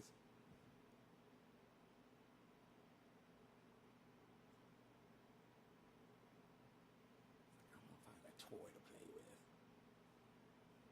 Nick Brown says working fine. During the show and this morning. No, never. Okay, well, some of you guys don't have perfect internet, and that's a thing. I mean, are you watching on like a gigabyte connection, or are you watching on a cell phone in your house? You know, and as you walk through your home, you might, you know, lose me. Hey, Orf, says Nays Garden on Jimmy Dore's chat. What? I might just put Jimmy Dore's chat up in here if you guys start doing that shit. That's cool. I like to see that. My dog is so cute. I know he's fun. He likes to play. He likes to play alone. You know, he does it so well.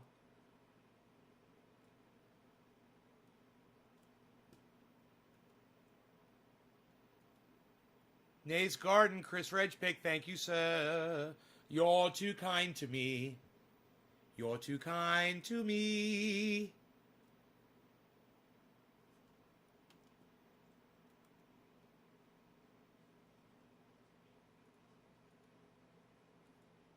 So stupid. You're too kind to me.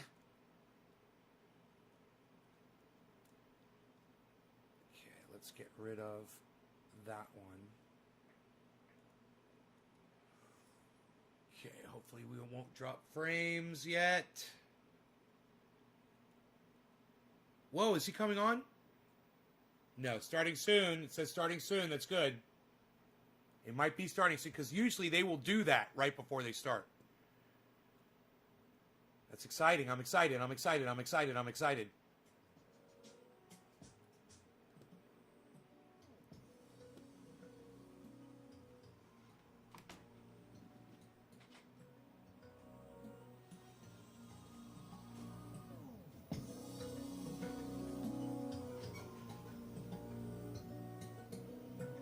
Tommy Miller working perfectly. Tommy Miller working perfectly.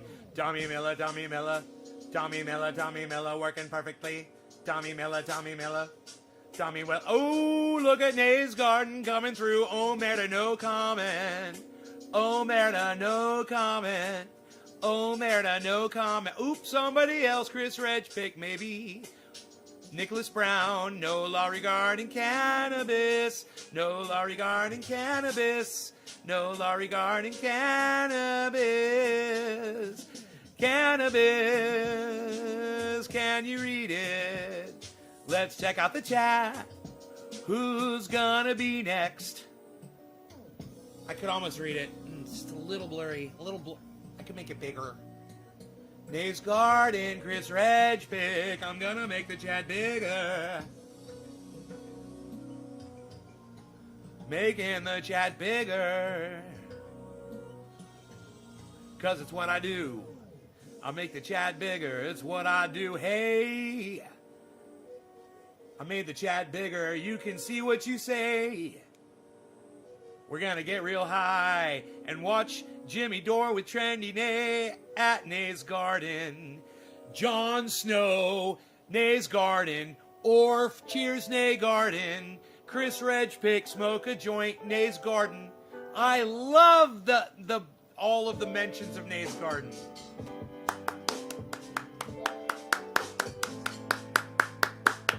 Hey, hey, hey, hey, hey, hey, hey, hey, hey, hey, hey, hey, hey, hey, hey, hey, hey, hey, hey. wow. Chris Reg pick Nays Garden. For all your cannabis information, Nays Garden for fun, hilarious, real shit. Nays Garden, 3 podcasts a day.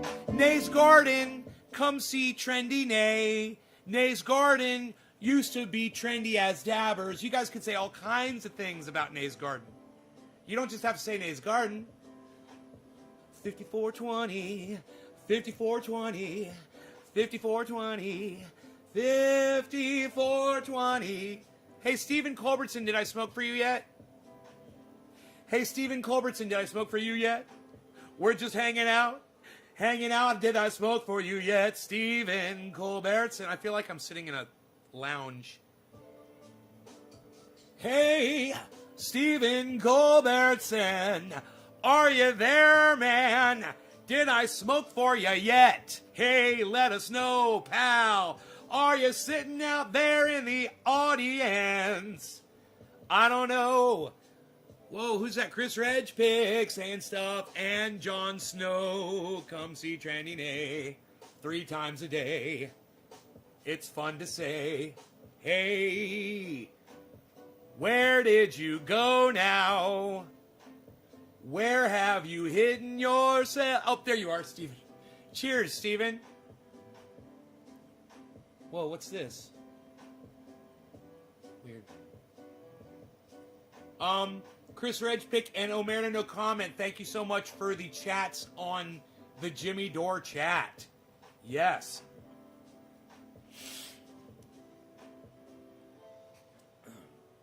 I love it. That is good. That is fucking promoting like motherfuckers.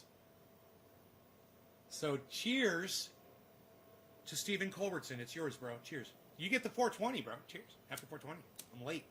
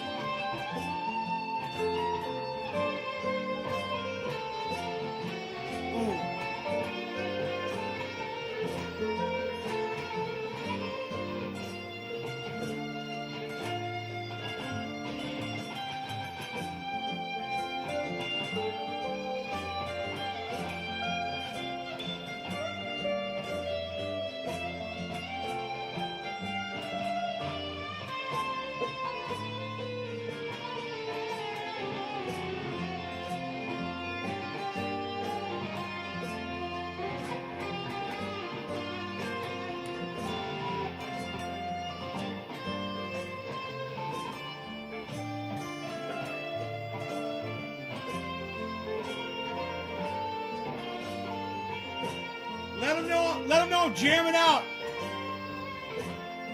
Say Nays Gordon is rocking out on his guitar to this live right now.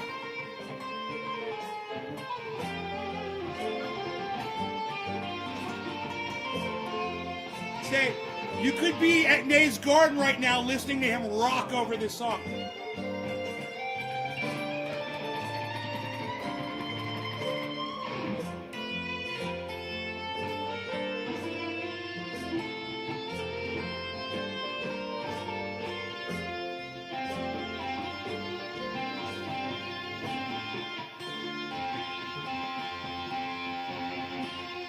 Is he coming on?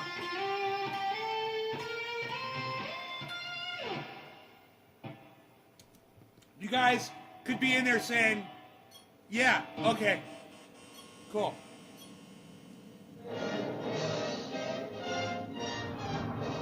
Pleasure to be here. Admired you quite a lot.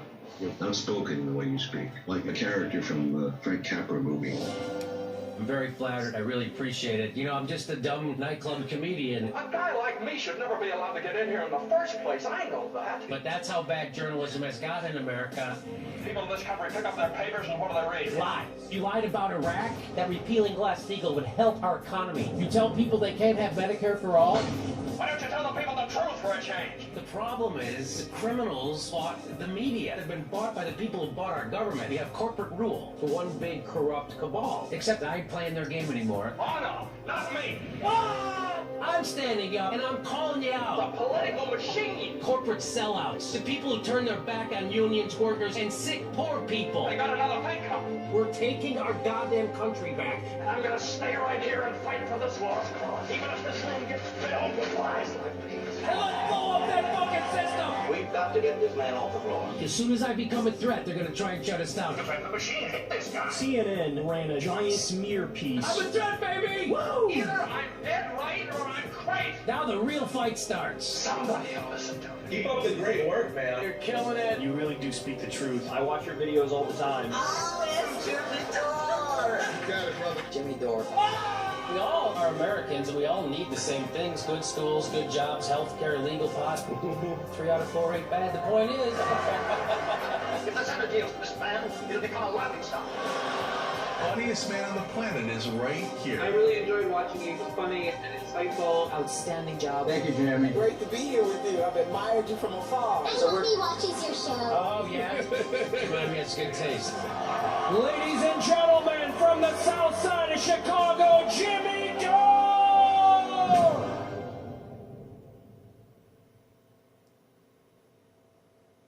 Three, start on Jimmy. 2, you're live, JD. Hi, everybody. Welcome to the Jimmy Dore Show. We've got a lot of great stuff coming up. Matt Stoller is here. He's going to be informing us on his take on Twitter and Facebook and what the left should be doing right now and what we should be doing going forward. So we're going to have Matt Stoller. Always great to have him on coming up. Also, we're going to talk about the DSA has officially come out and endorsed hashtag Force the Vote after it happened. They're a little late. So we're going to actually talk about what the internal struggles of the DSA. Somebody was at their meeting on January 4th, and they were talking about this and wrote an article about it, so we're going to cover that. What's that? Oh, my fourth button. 1, 2, 3, 4. Thank you. His fourth button was unbuttoned. Okay, good. Good. So let's just get into it, because Donald Trump's account was suspended. And I want you to listen to this, and it's very informative, important to what's going to come next.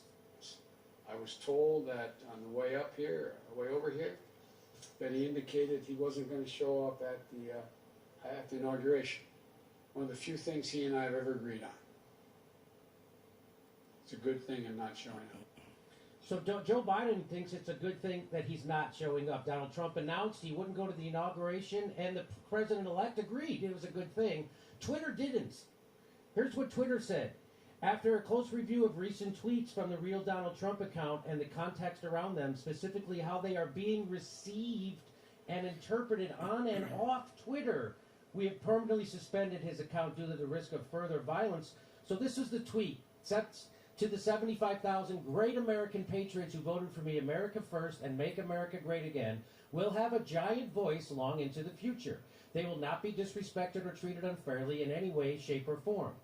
Now, I took that to mean he's going to run again in 2024. That's what I heard.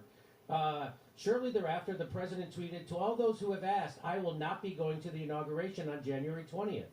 And that's what Joe Biden agreed with him. Well, guess what Twitter says? These two tweets must be read in the context of broader events in the country and the ways in which the president's statements can be mobilized by different audiences, including to incite violence, as well as in the context of the pattern of behavior from this account in recent weeks. After assessing the language in these tweets against our glorification of violence policy, we have determined that these tweets are in violation of the glorification of violence policy, and Donald Trump should be immediately permanently suspended. So here's their assessment. They break it down for you. They go, we assess that the two tweets violated their glorification of violence, blah, blah, blah, blah, blah. And they determined that they were highly likely to encourage and inspire people to replicate the criminal acts that took place at the U.S. Capitol on January 6th. Now imagine if I made a tweet that encouraged more protests during the summer, during the Black Lives Matter, the anti-police and George Floyd. They would say, you're going to take your thing down because you're calling for... They could do that. That's what the precedent this sets. The other determination is based on a number of factors, including... This is what he's been warning about. President Trump's statement that he will not be attending the inauguration... I draw the line in inciting a riot of his supporters and encouraging an overthrow of the government. Was not legitimate, hey, that's where my cutoff is. His previous claim for free speech. That there would be an orderly transition. I've got a cutoff. So Joe Biden agreed with Donald Trump that he shouldn't go. He thinks it's a good thing. Twitter says they're suspending his account because of that. They're not saying Trump said to do violence. They're not saying that Twitter interprets Trump saying that as him saying do violence. They're saying there's some random crazies in the world who are interpreting Donald Trump's tweet as saying commit violence, even though Twitter isn't saying it's saying that, and they're not saying that Donald Trump is saying that. They're saying some rando crazies are saying that, and that's why we should ban the president's, we should censor him. That's what they're saying. I just want this just to be clear. That's what they're saying. The second tweet... Donald Trump almost started World War III on Twitter. ...considered violence act, that the inauguration would be a safe target, as he will not... So both of those tweets... I'm going to do a super chat. They had to suspend him permanently. The mention of his supporters having a giant voice long into the future... Why does he keep doing and that this? they will not be disrespected or treated unfairly in any way, shape, or form... Why does this stupid fucking page keep doing this? This is Twitter saying that. Is being interpreted not by Twitter and not by a court, but as further indication that President Trump does not plan to facilitate an orderly transition, and instead that he plans to continue to support, empower, and shield those who believe he won the election. So they're interpreting what he's not saying that. That's not what he said. And they're just saying that. So let's remember what Joe Biden said. I was told that on the way up here, way over here, that he indicated he wasn't going to show up at the inauguration. One of the few things he and I have ever agreed on. It's a good thing I'm not showing up. So I guess Joe Biden will be permanently suspended from Twitter now too, because his statements could be also interpreted that way. No, of course he won't be. So this again is going to just strengthen Donald Trump's appeal to the people he's appealing to. And here is the New York Times. In pulling Trump's megaphone, Twitter shows where the power now lies. And there's Jack Dorsey on a TV screen addressing the Senate. And all I'm going to say is just because a guy looks like Abraham Lincoln doesn't make him an expert on free speech. You can't just try looking like someone from history and become a constitutional expert. That's not how it works. Caitlin Johnstone says we need to stop fascism, so let's give massive sweeping powers to an elite alliance of unelected authoritarians. Hey, how we think about, here's a very smart guy, he says, how we think about internet law today. We have to let a warlord control the road, otherwise he won't be able to stop bank robbers from using it. How we should think about the internet law. Everyone gets to use the road, bank robbery still illegal. That's the right take. In fact, Angela Merkel, she called Trump's ban problematic, as freedom of opinion is a fundamental right. And here's from Newsweek. This fundamental right can be intervened in, but according to the law and within the framework defined by legislators, not according to a decision by the management of social media platforms. Seen from this angle, the Chancellor considers it problematic that the accounts of the U.S. President have now been permanently blocked, a representative of Chancellor Merkel said. Glenn Greenwald says what makes Merkel's comments particularly striking, apart from her well-reported acrimony with Trump, is, as Alice from Queens noted, Europe generally, and Germany specifically, has far less permissive free speech traditions than the United States, and yet even Merkel finds this alarming. There's Barbara Lee cheering it on. She says social media companies like Twitter and Facebook should have banned the president a long time ago. Well, the president suggested he would start his own media platform on Twitter. Ron Paul, if you don't know, Ron Paul today tweeted out, with no explanation other than repeatedly going against our community standards, Facebook has blocked me from managing my page. Never have we received notice of violating community standards in the past, and nowhere is the offending post identified. There it is. There's Ron Paul. Ron Paul says the only thing we posted to Facebook today was my weekly Texas Straight Talk column, which I've published every week since 1976. Chilling, but maybe it's time for libertarians to stop saying they're a private company and start demanding free speech for everyone. Caitlin Johnson says this isn't about tolerance. It's about trusting government-tied tech oligarchs to regulate speech around the world on monopolistic speech platforms. The left is politically impotent in our society. Unless this is just a hobby for you, at some point you should plan on the left becoming a threat to the oligarchs and warmongers. What do you think happens then? The left is politically impotent in our... As a leftist, I'm fine with censorship because I'm not like the leftist revolution. It's not like the leftist revolution is going to be organized on social media. That's what people have been saying. She said social media isn't for organizing the leftist revolution, you bonehead. It's for creating more leftists. It's for reaching the mainstream. A leftist's first and foremost job is to create more leftists. Overthrow if the the monopoly. leftist becomes a potent political force, all the censorship protocols they've been putting into place these last few years will be used to Love and stop it peace. from infecting the mainstream herd. You shouldn't want this. Saying you are free to leave these monopolistic platforms and go to some fringe website no one uses is the same as saying you are free to dig a hole and go yell into it. All of the most critical factors determining what people's lives are like are invisible now. Most people don't even know they're happening. Oligarchy, neoliberalism, imperialism used to be you knew who the king was and he'd openly do anything he wanted. Now, that's all kept carefully hidden. And as Apple deplatforms people, they encourage you to think different, and you will be deleted. So It's not just now let's, deplatforming people. bring It's the our, President of the our United guest that States worked on policy in DC for encouraging many war years. and He's a fellow revolution. at the American It's different Economic than Liberties people. Project. He is the author You of know, Goliath, that's where I draw the 100-year line. war And between him and I monopoly do power and disagree. democracy. He's one of the most prominent thinkers on markets and monopolies. In other words, he's an egghead. Please welcome back to the show, Matt Stoller. Matt, how are you? Hey, great to be here. So, That was an awesome intro. Matt, thank you for being here, and thank you for having to endure me yelling at you over a webcam one time. That was tough, I know. That was really hard. It was the hardest thing ever. Oh my god. So Matt, let's just jump into your overall what happened at the Capitol last week. Not specifically this yet. Let's just get into the overall what your assessment is. You mean the riot? Just Yes. What happened? Yeah, the riot. Trump incited a riot, and there was bad crowd control, and the rioters, some of them were armed. The Capitol Police, I worked on Capitol Hill for 6 years.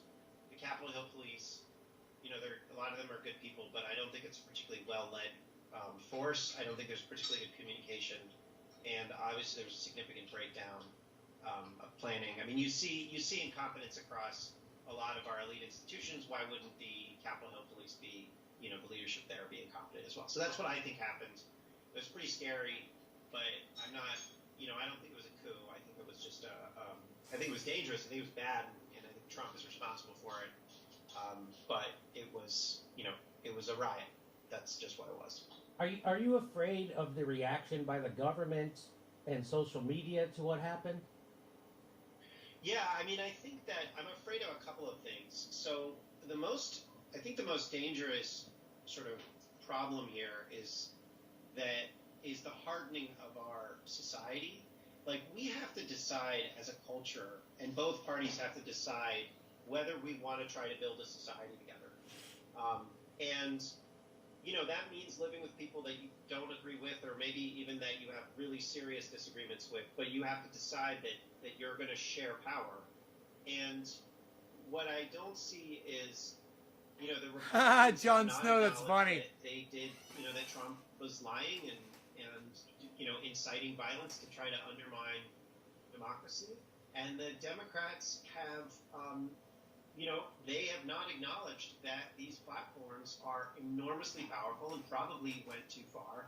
And it's, you know, yeah, I think this is more on Trump's fault. I think he's, you know, he should be put, probably, you know, impeached and removed and probably put on trial for what he did. But, you know, this is we have to make a decision ultimately to have a society. And what I worry about is that there is this hardening, like the Republicans I know are terrified of what, you know, big tech oligarchs and Democrats are going to do to them, which I think, you know, what I tell them is admit that what you did was wrong, right? Admit it. Admit, and then we can maybe move forward and try to figure out some way to stop this from happening again, and making Joe Biden as successful president as possible, and rebuilding a common culture and a common kind of political culture. I don't see that willingness on the Republican side, but I also don't see that willingness on the Democratic side. So that's what I worry about. And part of that is, yes, the possible crackdown using these monopolistic institutions on the rights of conservatives, and then, of course, they will then target marginalized groups, which they always do. I mean, you don't have to, like, they've been censoring people for a really long time, not all of them conservatives. And sometimes they don't even know they're doing it. So, like, I worry about secret that. lover. I mean, it's something that I've talked about and written about for a long time. But it's also, you know, the way that these platforms have developed as powerful monopolies is part of the problem. Like, the policy choices that we've made to allow for this concentration of power are the same policy choices that have hardened our society, that have created an epidemic of elite lawlessness, and they're philosophical choices about whether we want a democracy or not. And when you concentrate power the way that we have, and I look at antitrust, I look at regulation, I look at these kind of media policy, and when you concentrate power the way that we have over the last 30 or 40 years, it means that you are not trying to build a society, a democracy. You're trying to build an oligarchy. And this is what happens. And so I'm worried that we're not going to get to that root cause. But I also think we can. I don't think this stuff is rocket science. I think there are solutions here.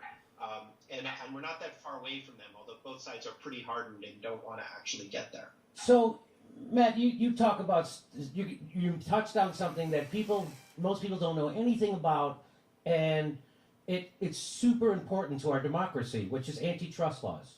Right. Right? And the fact that Barack Obama didn't enforce any of them, and the fact that we haven't enforced them, I can't remember when the last time, I think they did something with Microsoft. Yeah. Was the last thing they did. Remember when I was a kid, they broke up AT&T. I remember when that happened, right? Right. So, and then it just took a little while for AT&T to come all back together. Anyway, but so talk about that. So is that what you mean, by the way, when you say these are policy decisions that have created this? So by letting the Silicon Valley have all this power, that's a policy decision by government. Is that what you're saying? Yeah, that's right. So for those of you who don't know, antitrust law is the body of law where lawyers bill $1,000 an hour to tell the government to let powerful people do anything they want. Oh wait, sorry, that's every body of law right now. Antitrust law is the body of law that is supposed to deal with concentrations of market power. There are a bunch of other areas of law that deal with that too. There's different forms of public utility law. There's, there's the legal framework is kind of scattered around the government. There's consumer protection law, there's privacy law. All of these deal with what we call market structure. But yeah, the current kind of environment of social media was created over the last 20 years or so. I mean, these are relatively new companies. Facebook, I think, was founded in 2004 or 5. Google was founded in the late 90s. YouTube is the big sort of social element there. Twitter, and these are mid 2000s companies. Their business model is basically they compile detailed dossiers on people, and then they follow them around the web and show them ads. And in doing that, they redirect a lot of money that used to go to local newspapers and publishers and, Thanks, and Nicholas. artists to themselves. And for a lot of reasons, it's anti-competitive. They Let's stop the effectively chat.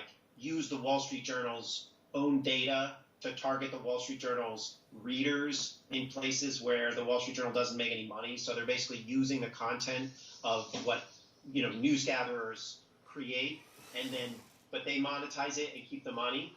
And that's why every newspaper is really going bankrupt. A fourth of American newspapers have disappeared in the last 10, 15 years, and a lot of the rest of them, and particularly local ones, have been totally hollowed out. So this is a very dangerous anti-competitive business model, but it happened because the antitrust enforcers and regulators at the Federal Trade Commission didn't actually enact rules when these business models were being created. So they didn't create, say, a do not track list. A do not track list would have allowed users to say, no, I don't want to be surveilled. And these things tend to be popular. When they implemented a do not call list, say, don't call me, don't call me at dinner, millions of people signed up for it, and they would have done that with do not track. And this was completely within the FTC's authority. Had they done that, social media model would have gone in a different direction. The same thing is true with mergers. So back in the mid-2000s when Facebook was first emerging, they were competing with MySpace. And the way they competed with MySpace was interesting. Because they said, oh, MySpace, you don't want to use that. That's like, unsafe. Everything's public. It's kind of gross. There's all these weirdos on there. Facebook is safe. You can just meet the people you know at college, and we even let you vote on our terms of service, and we'll protect your data. This is how they competed. And then when they killed all their competitors, in 2014, they said, okay, we're going to surveil the hell out of you. And they bought their they didn't just kill MySpace. They also, which they beat in the marketplace, so that's fine. They also bought Instagram and they bought WhatsApp, who were two major competitors, and they bought them because they were competitors. Now, if you think about it, what they were doing is they were competing by differentiating their products on privacy grounds, saying this is going to be safer, it's nicer, it will keep your stuff private. And then when they killed all their competition, they were like, fuck that, whatever. And the thing is that if you had competition today, real competition in social media and in these business models, and you didn't allow for this invasive surveillance targeted ad model, then you would see a race to the top of a bunch of different communication networks who would say, I'll keep your data safer. I'll let you communicate more efficiently. I won't try to addict you, which, again, that's another thing that they do with their user interfaces. I won't harm your mental health, which, again, is another thing that they do. But they don't do that because there isn't a lot of competition, and the whole model is based on surveilling you and then manipulating you to do things. So that's a whole model that shouldn't exist, and it only exists because of policy choices that the Bush administration and then the Obama administration and then the Trump administration made. And I guess the last thing I'll say, just in terms of the policy leverage point, is in 2011, the FTC, the Federal Trade Commission, came out with an order over Facebook saying, you've been lying to people about your data practices. And Facebook said, oh, we won't do it again. They put them on order. Now, an order is a very powerful legal tool. If you violate it, it's about $40,000 fine per violation. Google also has one of these consent decrees. There are all these companies that have consent decrees. Well, in 2018, when The Guardian revealed that Facebook had been sharing data with Cambridge Analytica and that they've been violating the order, and not just once, but tens of millions of times, well, you take tens of millions or hundreds of millions of times and you multiply that by $40,000, that is a company-killing fine. So the FTC could have gone to Facebook and said, you've been collecting this data to do your invasive, addictive business model. You violated the order. Either change your business model or you're out of business, or we own you. And they didn't do that. Instead, they gave them what effectively was a parking ticket. So there have been all of these missed opportunities to make sure that these business models are not monopolistic, are not harmful, do not radicalize people, but we didn't take advantage of any of them. And I think, and this is kind of what I argue, is like we should be going and saying, let us drain the poison out of these radicalization engines. Let's turn them into like neutral communication tools. Like nobody ever says Verizon really needs to clean up what's happening on its network, because they don't make money by getting you to do crazy shit. They just sell you overpriced phone service. And that's a problem that we can it's a problem because it's too expensive. but they're not destroying democracy, right? Right. So what I don't.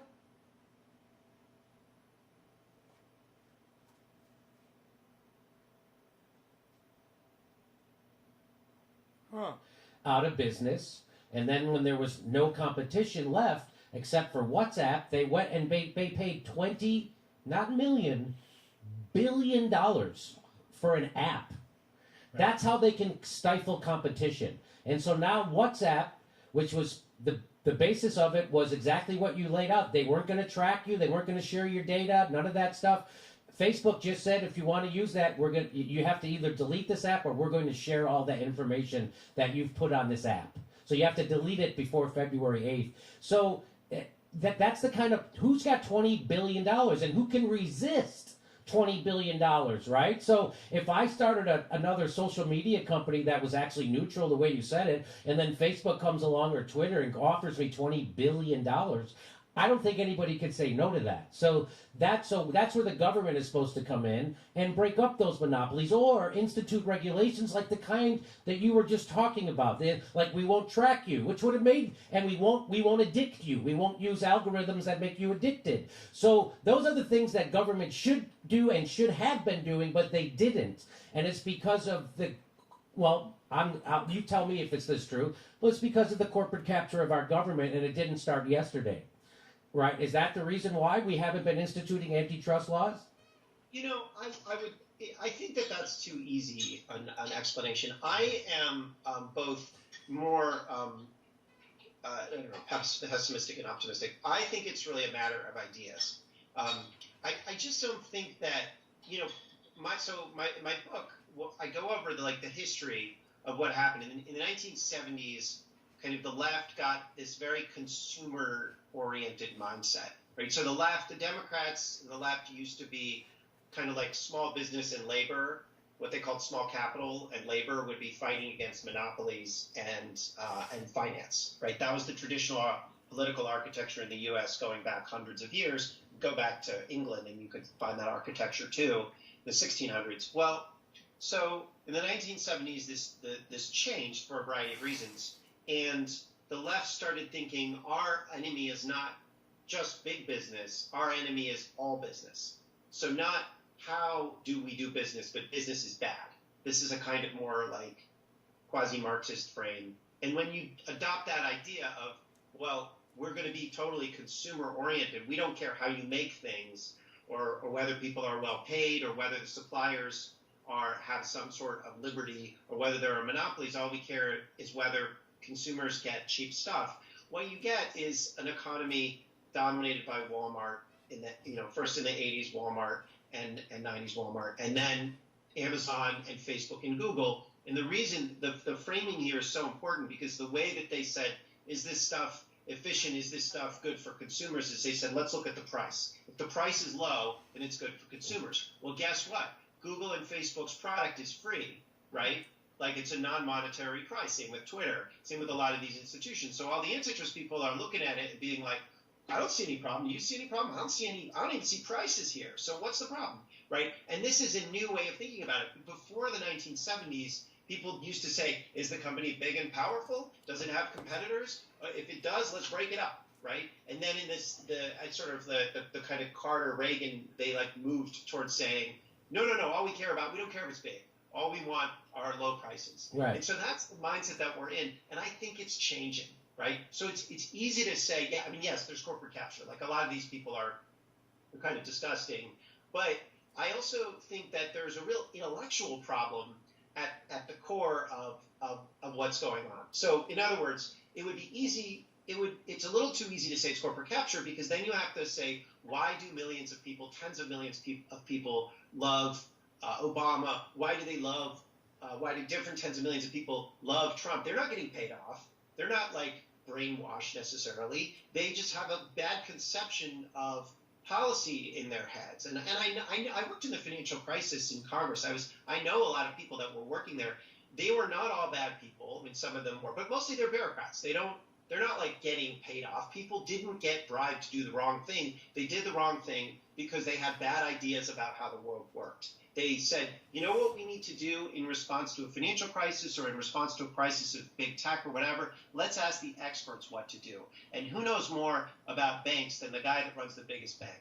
And who knows more about technology than the guy that runs the biggest tech firm? It's our whole mindset that says we can't trust the people, we have to trust the experts. And that's not totally about So if that, well, let me just challenge that a little bit. If that was the case, if you're... No! No!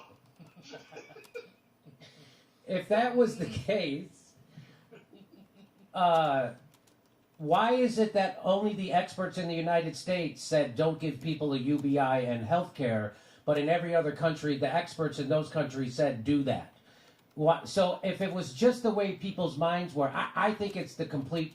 I think what you're saying is there's partially true, that there is the way bureaucrats think, but I think the bigger, and of course, you know more than me, but I'm just going to have to say it anyway, that I think it is corporate capture. Otherwise, it would play out exactly the same way around the world, but it hasn't. Is that correct? Well, so I think, okay, so first of all, when I say experts, I don't mean people who are genuinely like experts in like that know a lot and are good at things. That's not what I mean. I mean people who are in an expert class, who have elite credentials. Like economists are wrong about everything, but they're considered experts. And, you know, but they speak in the language of sort of like quasi-science, right? It's scientism. It's not science. It's like, but it's a language that intimidates and impresses people, right? So if you're like, oh, the financial crisis is way too complex, that I ran into a lot of people who said, they're like, oh, it's super hard to understand. And then they throw a lot of jargon at you. And when I started working in Congress in 2009, they were like, oh, the financial crisis, here are CDOs and all this other crap. And I kept reading books to try to understand what was going on. And no one ever said, and you have to figure this out, this is simply, the details are complicated, but it was essentially gambling with other people's money. That's what it was. They were just gambling with other people's money. They lost. Trillions of dollars of bets went sour. And they were like, someone's got to pay for this. Let's stick it on the middle class. And then they said, oh, this is super complicated. And in many cases, they actually thought it was really complicated. But what was happening is they couldn't imagine a world in which they weren't in charge. And in order to keep them in charge, you have to there's no actual justification for it. So what do you do when things are really not justifiable? You pretend that simple things are complicated, right? That's a way of obscure. It's sort of a way of being dishonest. But they're not actually actively lying. They're more self-delusional. So that's what I mean. And now, if you want to know why this kind of thing hasn't played out the same way all over the world, I think it largely has. I think that there's a little bit of an overstatement. There's tremendous dissatisfaction all over the world. It's probably worse in the U.S., but you've seen ethnic divisiveness everywhere that these platforms are dominant. You haven't really seen anyone break up these platforms except one country. One country has done a good job, Russia.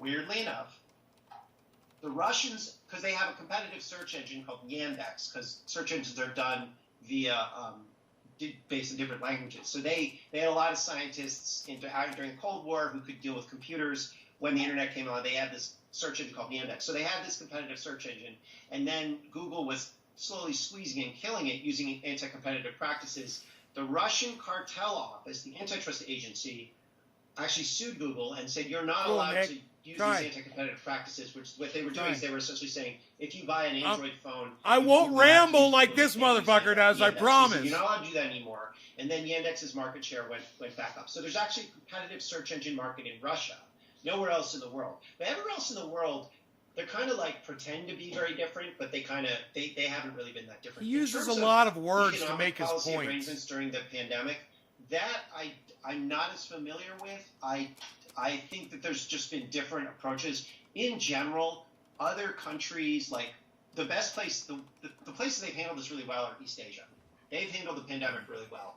In Europe, I think they've handled the economic policy a little bit better and the health policy a little bit better. Vaccinations are a little bit worse. But this is a problem across the West. It really is. We have not figured out. We have corrupt institutions, the same elite lawlessness. You have the same problems. Because it's the same ideas. It's neoliberalism is sort of dominant everywhere. They trust their economists who are terrible. We trust our economists who are terrible, and so on and so forth. And now I'm fucking exhausted. So what would you recommend happen now? Like you were right before we went to air, you were saying some kind of stuff that seemed radical. So how would you handle the social media platforms right now and the censorship? What do you think we could do and what should we do? Well, just censor anybody who disagrees with me. I mean, just let them do the censorship. Obviously, couldn't be worse. Yeah, so problem solved. Would you have? Okay, so this is confusing because there are basically two major problems. There are two major problems in law that interact with each other, and when it's the interaction that's the problem. So the first is the monopolization, which we've talked about. Okay, and one way to deal with that is to say, if you are an important piece of infrastructure, whether you're AWS or you're Google or Facebook, you have to let everybody come onto your platform on equal terms, right? Sort of the same way that if you want to buy Verizon service, you can buy it at the same price for the same service that I can buy it for, right? They can't just discriminate against you because they don't like your politics versus me. This is a rule called common carriage, sometimes also known as public utility rules, but it's an equal treatment, equal services. Net neutrality is part of that. Civil Rights Act of '64 said, if you're a hotel or restaurant, you have to serve all comers regardless of race. It goes back thousands of years, common carriage. Serve all comers, same class of service. Okay. If you were to do that, right, if you were to say you're a major piece of infrastructure, you would also be saying to Amazon, you have to carry Parler. Now, let's say that Parler was knowingly contributing to political violence, right? Or knowingly contributing to dangerous, harmful things, which, I can bring you cases where, like, Grindr, for example, has been negligent in how they handle safety issues, right? That's Facebook has been negligent in how they handle fraud. So if you were to say you've got to carry these guys, then you're saying you have to carry the ability to organize violent insurrections and dangerous stuff. That's problematic. But that gets to the second problem. The second problem is a law that's called Section 230 of the Communications Decency Act. Now, Section 230 of the Communications Decency Act is a legal shield that says that if you run a platform, guys, he's still talking? Thing called an interactive computer service, then you are not liable for how people use that service. Right? They can use it to do all sorts of terrible things. You know that they are using it to do terrible things, and you're not liable for anything that happens. So now, there are a whole bunch of now. So let me just break that down for people. What you're saying is that the Section 230 law says that Twitter and Facebook are not considered publishers, so you can't sue them for anything bad that they publish, but they're more like a bookstore. So you don't sue the bookstore if there's something printed in a book that's libelous, or you sue the publisher. So Section 230 allows them to actually act as publishers where they can censor stuff, but not be held responsible, legally liable for stuff. Correct? Am I getting it right? Yeah, that's right. Let me give you just a very clear example so it's obvious what the stakes are. So Facebook has there's this problem in the military where all these soldiers go abroad to fight, and scammers impersonate them. They come up with fake profiles of real soldiers. They then flirt with lonely women and get those women to send them money, right? The idea being like, you're dating a soldier who's abroad, you've never met them, send me money, I need money for this or that or the other thing.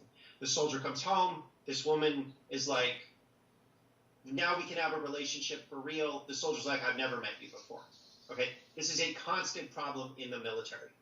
It always happens on Facebook. The New York Times did a story on this. Facebook could easily deal with the problem. They know what's going on. It's known harm. There are real damages. This would be a classic case of negligence. But Section 230 prevents anybody from bringing a claim in court saying you are knowingly causing harm through negligence, and you owe money for this. You need to put a stop to it. That's what Section 230 does. Another example, Grindr, which is a gay dating app. There's a guy who one day somebody showed up at his door. It was a guy who was demanding sex and wanted to do drugs with him. He was like, you've been flirting with me. You've been saying all this kinky stuff. This guy's like, I don't know what you're talking about. He's like, no, you've been saying it on Grindr. Well, the next year, about 1,000 men did the same thing. Some of them assaulted him. They all thought he wanted to have sex with them. Turns out it was an ex who was impersonating him on Grindr, and he couldn't get. They got restraining orders against this ex, but he couldn't get Grindr to stop this guy from making fake profiles because they didn't care. And he took him to court and said, you are knowingly putting me in danger. And the court said, this is true. We would love to hold the Grindr accountable, but Section 230 blocks us from doing that. So there is known harm that these platforms are inducing. It's like pollution. They don't care. They don't have to pay for it, so they pollute. He has 14,000 people watching him, and he's just fucking eating it up, and he's not making any fucking points. What that means is there's a whole bunch of content and behavior that should be illegal, but is effectively shielded by Section 230. This includes the stuff that I mentioned on Grindr and Facebook with the military scams, but it also includes things like organizing violent riots, right? Which you're not allowed to do. That is illegal. But because of Section 230, Facebook, which is probably where most of it was organized, isn't liable for it. Now, Section 230 or Bill 230?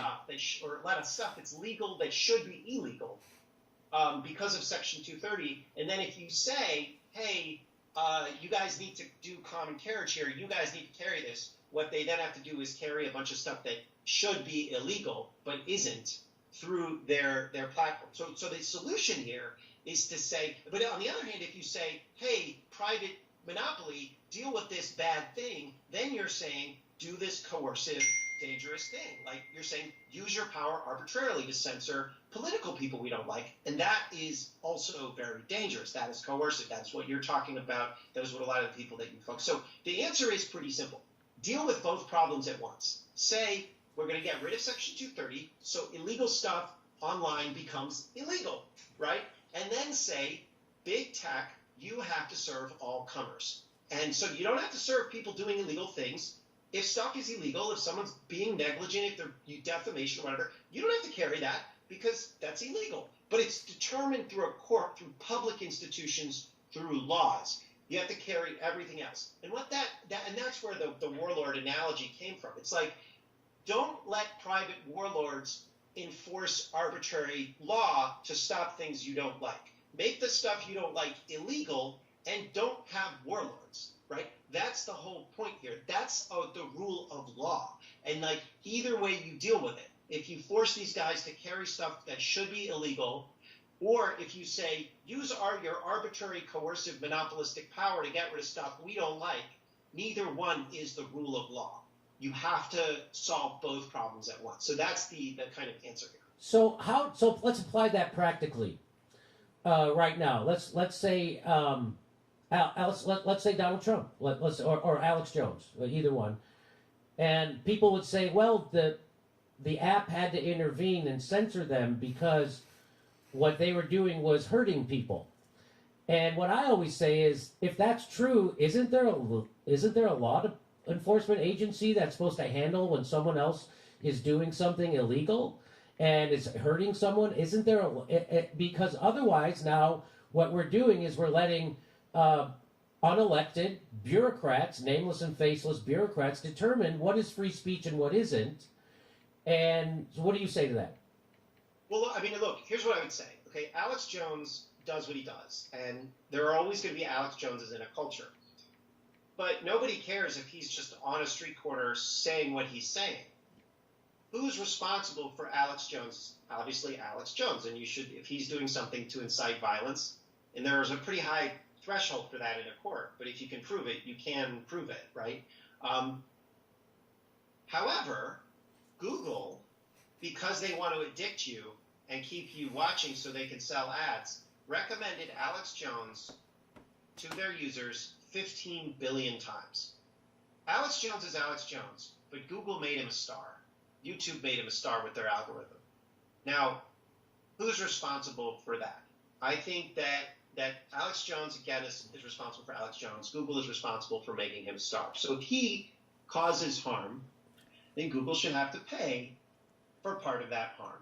And if they had to pay for part of that... How dare this little fucker not give Alex Jones credit for covering news that people wanted to hear, and that's what made Alex Jones famous. It wasn't the algorithm.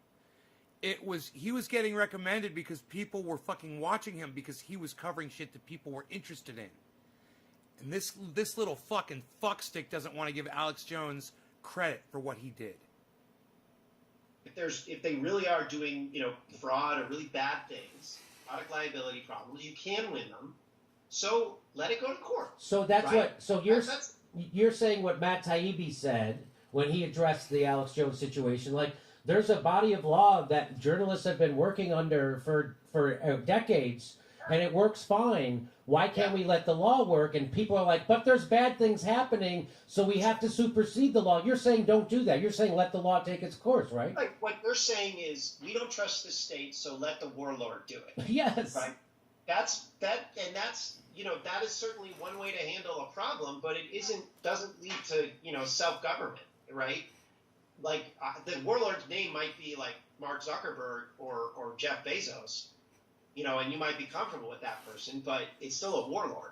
So right? Yes, so it couldn't. But my point being, we can't leave it up to the interpretation of a nameless, faceless bureaucrat to decide who's inciting violence and who isn't inciting violence by their interpretation, because any organizing could then be considered inciting violence because there's potential for violence at this rally, or like let's say I was organizing another rally. At the Capitol, they could say the last one was violent, so this one's got to be shut down too because it's their interpretation. So, I mean, you've already seen this. You saw they're trying to bring a case against a guy named DeRay McKesson because DeRay McKesson is a Black Lives Matter activist, and they brought a suit against him, trying to hold him responsible for a damage that was caused in a riot where he wasn't rioting, he was just there. And they said, well, you're a prominent activist, so we're going to hold you responsible for this. That's fucked up. I mean, he was let off because the claim wouldn't stand up in court. But the thing about these platforms is that they're not courts. There's no due process. So they could just say, yeah, you were there at a violent rally. We're getting rid of your ability to be on Twitter, to be on Facebook, to be on Amazon, to sell your book, whatever it is. Like, these are vital. Or, they took Trump off Shopify. I mean, somebody pointed, they were like, what's the danger there? Is he going to sell too many red hats? I mean, what's the problem? It's just like at this point, what they're trying to do is they're trying to push a large group of people out of society. They're just trying to say you're not going to have representation, and that's a really dangerous thing to do unless there's real kind of due process and some sense of legitimacy in how it's happening. And this is not due process. This is not legitimate. So I get, but the thing is, at the same time, you also have to acknowledge that what Trump did was wrong, and also that some of this stuff is illegal. Yes. Right? And it shouldn't be happening. And that we should have law enforcement actually doing stuff about it. You can agree that what Trump is doing is dangerous and it might even be illegal, but it's not for Jack Dorsey to decide arbitrarily. And the way he did it was complete bullshit. He's saying the reason why he did it is because Trump said he wasn't going to show up to the inauguration. No. Jack Dorsey doesn't want his service being used to contribute to fucking violence that resulted in 5 people being murdered, Jimmy.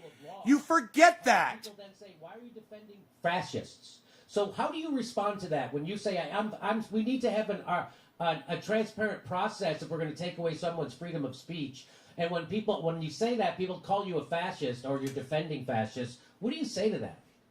Well, usually I don't respond because, it's not worth it. It depends on the forum. I think if you're in a like on Twitter, for example, I've stopped responding to a lot of that because it's not worth it, because that's just, people are getting addicted to outrage and they want to just go after you. And I'm sort of trying to pull back on that. I don't think it's good for me, so I'm sort of trying to pull back on that forum. So that's one thing, is you don't have to respond to it. On the other hand, if somebody says, look, you're defending fascists, what you have to say is that the right way to address dangerous illegal behavior is to have the state and the police deal with it through the rule of law. And we all agree that you have to do that. The problem is you're not going to retain a democratic society by saying, well, our fascists. So is this guy okay with getting rid of hate crimes? He doesn't want to do hate crimes anymore? So Nazis can go ahead and start spray painting swastikas on synagogues. the N-word can be sprayed in black people's, on their cars, in their neighborhoods, and on their homes. And this is we can start burning KKK crosses in our front yards or in the yards of black people. That's okay with this guy too, right? You know, it's always been a problem. How free does he want it? There's a sense of romanticism. So the left, many people on the left, and I think this is true across the board, not just on the left, but like a lot of left wingers are utopianists. They want a perfect world. They genuinely do. It's not an insult. They just believe that we can solve all problems. We can perfect our society. The kind of revolutionary sort of fervor and spirit. And if you believe that we can perfect mankind, then any problem is a political problem. And I think that the issue here is that there are just going to be bad things that happen in the world, and not everything can be solved through politics. So I think that like their emphasis on control and authoritarianism, and I don't think this is true across the left, but there's a lot of people in the left that are just romantics, and they're just like, oh, if there's somebody somewhere being treated badly, that's a place for the state to go. And like that's a problem. That's a bad way to see the world. And they don't. There is oftentimes isn't. There's a tension between like respecting the personal sphere, respecting people's agency, which means respecting their ability to do shitty stuff and be assholes to each other, as long as they're not doing anything illegal. Like and starting World War III, III, to like create a perfect world, and that like the ultimate like obnoxious strain of what we're talking about is like HR compliance bureaucracies. But that's like, and that's the like worst of everything, because that's like this left-wing control freak aspect married to this right-wing corporatism. Yes. I don't think it's pervasive across the left. I think the left is largely confused. Yes. And people do different things. But Yes. I comes from a good place. It's just that Yes. good intentions are not enough. You Yes. need to think clearly about human beings. So what? Yeah, exactly. Of course, the road to hell is paved with good intentions, right? So is the road to fascism. And Right. so when lefties are cheering on Donald Trump being censored and the way that it's happening, what they don't realize is they're siding with the corporation. That's really what they're siding with, is big tech and the surveillance state. That's really what they're siding with. And so let me just ask you, Matt, you worked in D.C., and so you know things that most people don't. You've seen a lot. Why do politicians who are self-described fighters for the people, why do they not fight for health care during a pandemic, but they will cheer censorship from big tech monopolies? Who are they listening to? Well, I mean, I think without being specific about, I don't want to speak to any particular politician, because they're all, they all have different sort of track records. My general observation is that, you have to have, like, the basic problem on the progressive side is that progressives are just not interested in business. They just don't care about business one way or the other.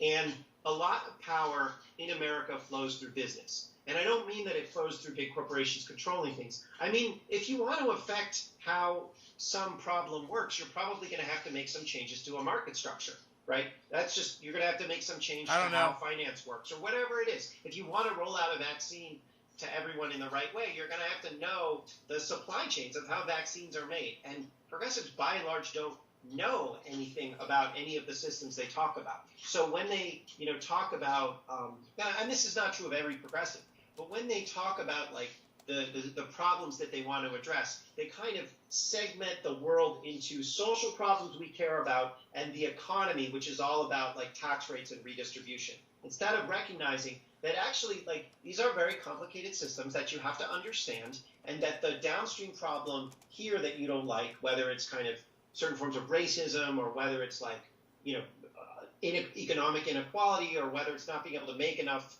vaccines or distribute it appropriately, that stuff often is, the reason it's happening is contained in boring spreadsheets, right?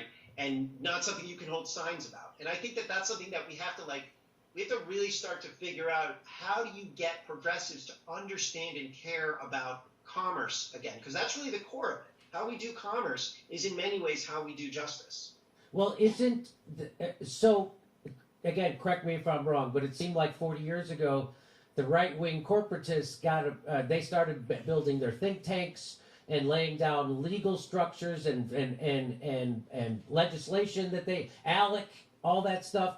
It doesn't seem to be a lefty equivalent to this, no? Like they did, There isn't, and the reason is because conservatives, like if you talk to like a 40-year-old newly elected Republican congressman on the right, they likely ran a business at some point in their life. Like that's where they come from. Whereas if you talk to like a 40-year-old newly elected Democrat, usually they were some sort of activist or lawyer, or they were in public service. They don't know anything about business. It's just not innate to them, and they're not that curious.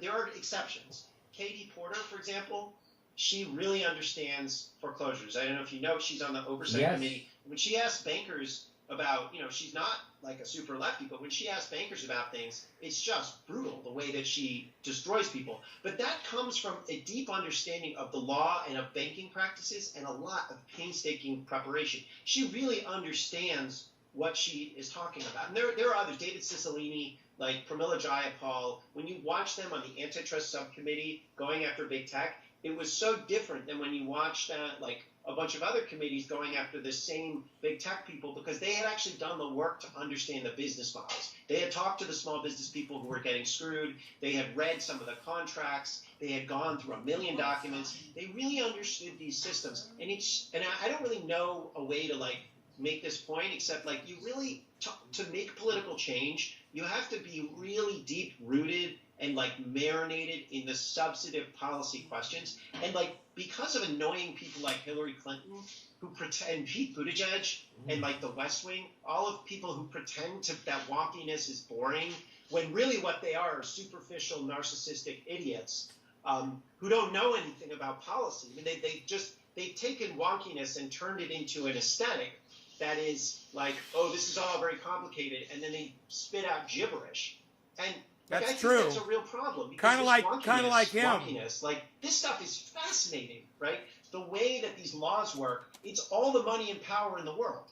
I mean, this stuff is super interesting. Americans will like obsess over football salary caps. You can't tell me that this stuff, there isn't a way to sell this stuff, right? You can't tell me that if you were to be clear about what all this stuff means, you would explain. I mean, FDR, all the Democrats used to be very clear about what this stuff was, that people wouldn't actually understand it and care about it. And when you look at like a CNN town hall during a presidential campaign, what you'll see is that the reporters will ask annoying questions about like, aren't you too liberal? And all the normal people will be like, I can't pay this bill. What do you have to say about this? They ask policy questions because that's what they expect from their government. So I think this is, really getting to like being grounded in commerce and business and the policy that comes out of that, and building a politics out of that, and not from these kind of weird ideological predispositions about someone put fantastic utopias. That's I love it, because I was just thinking that. How much of the responsibility for people not doing what you're talking about and not having the understanding that you're talking about would you lay at the feet of the 1996 Telecommunications Act? No, I think it came before that. I think the Telecom Act was really bad, and it rolled up, like it allowed the roll up of media like Clear Channel as a result of the Telecom Act, and like all this consolidation was really problematic. And the Telecom Act also included Section 230, so it's like that's what created. I wonder how many people are watching. Barons of today who are really dangerous. Almost 15,000, but he's dropping. So it's really bad. It's ruined our ability to think.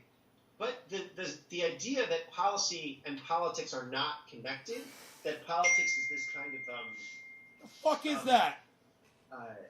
Turn that shit off, dumbass. Personal virtue, like the idea that politics is about personal virtue and not governing outcomes. That is a problem that I think that came from, like, that was coming in during Jimmy Carter. I mean, Jimmy Carter was like, I'm a president who will never lie to you. That's not. And then like when Reagan, got rid of merger law and did a whole bunch of, Democrats basically didn't notice. They noticed the tax cuts.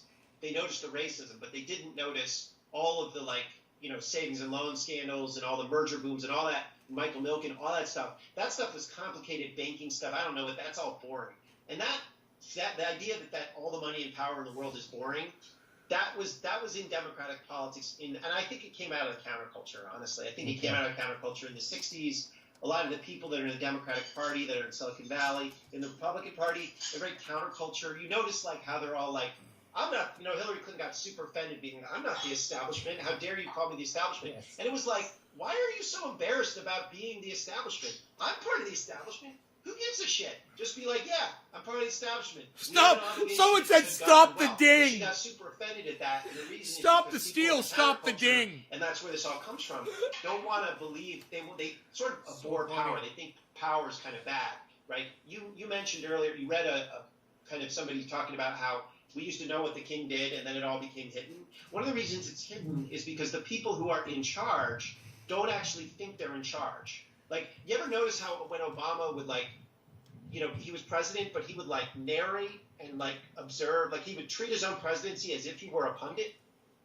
That's kind of part of it, right? They don't actually think they're in charge, even though they have the positions that they've been clothed by authority by the voters.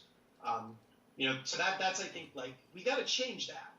We have to really kind of say we want governing power, we want to govern, we want to make people's lives better with government, and we want to restructure markets, and we care about getting it right, we care about rigor, we care about these details, and that's what justice is. Justice is, God is in the details, justice is in the details, democracy is in the details, right?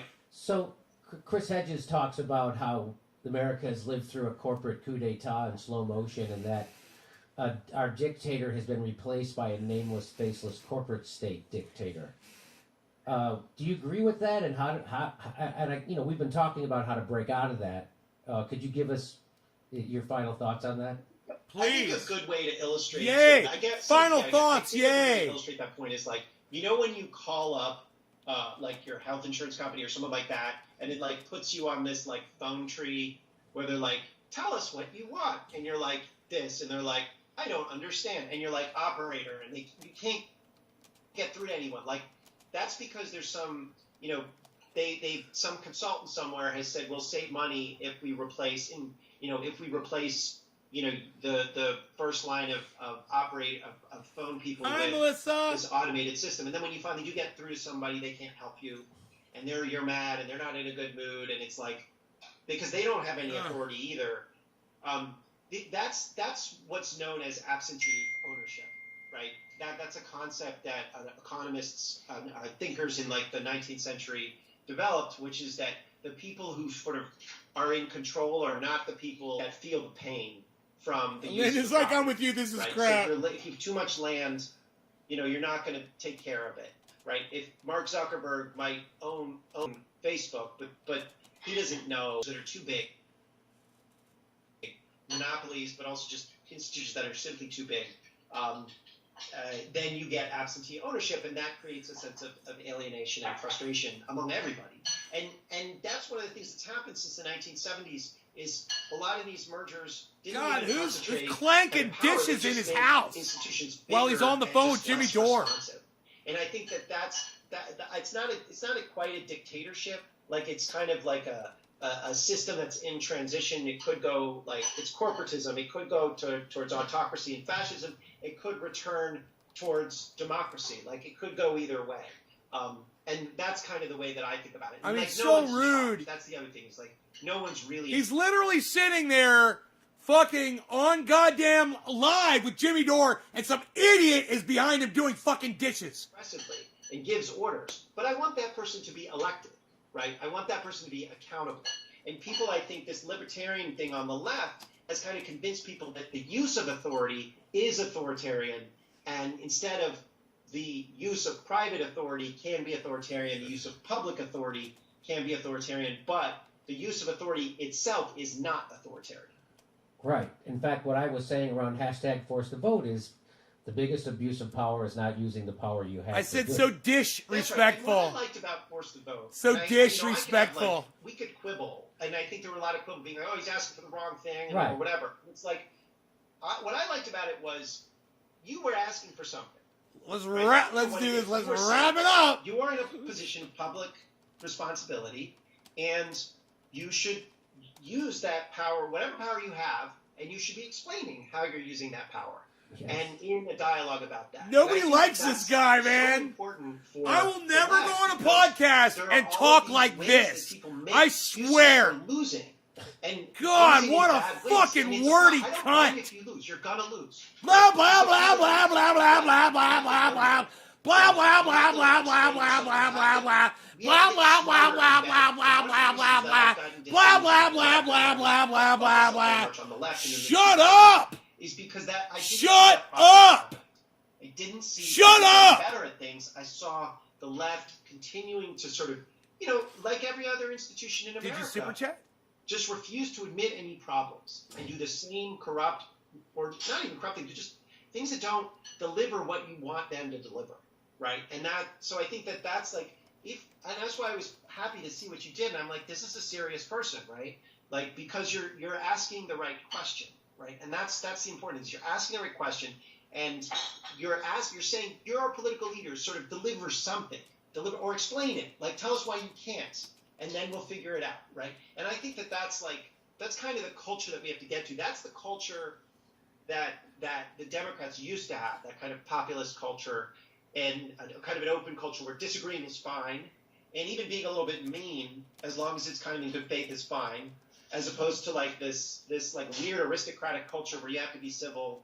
I'm not for civility, don't get me wrong, but like I'm not for civility over everything else. So that's kind of like that's what I think is important about, and that's why I was like, you know, I DM'd you afterwards. I was like, I think that this is important. I think that this conversation is important. It can go on lots of yeah, directions, right? you think, There's bro? power everywhere, right? And you I haven't heard what you said since blah blah blah. It's just a change in our culture, in like the culture of the left, that I think would be really like that would be really helpful. And we don't have, you know, there's all, and that's the thing about Congress and government. There's all of these really cool, fun tools that people have left in these institutions, these legal tools that they've been lying around for 200 years. And we've solved a lot of problems in this country, and a lot of those laws are still in force. There's just legal authority everywhere to just do stuff.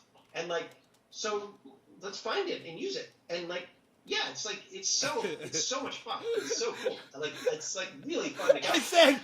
It's like STFU, S, enter T, enter F, enter U, enter. Like, oh, they control it all, and there's nothing we can do. And there's 13. Shut up! Like, well, let's just admit that we fucked things up, and we can do better next time. I agree 100%.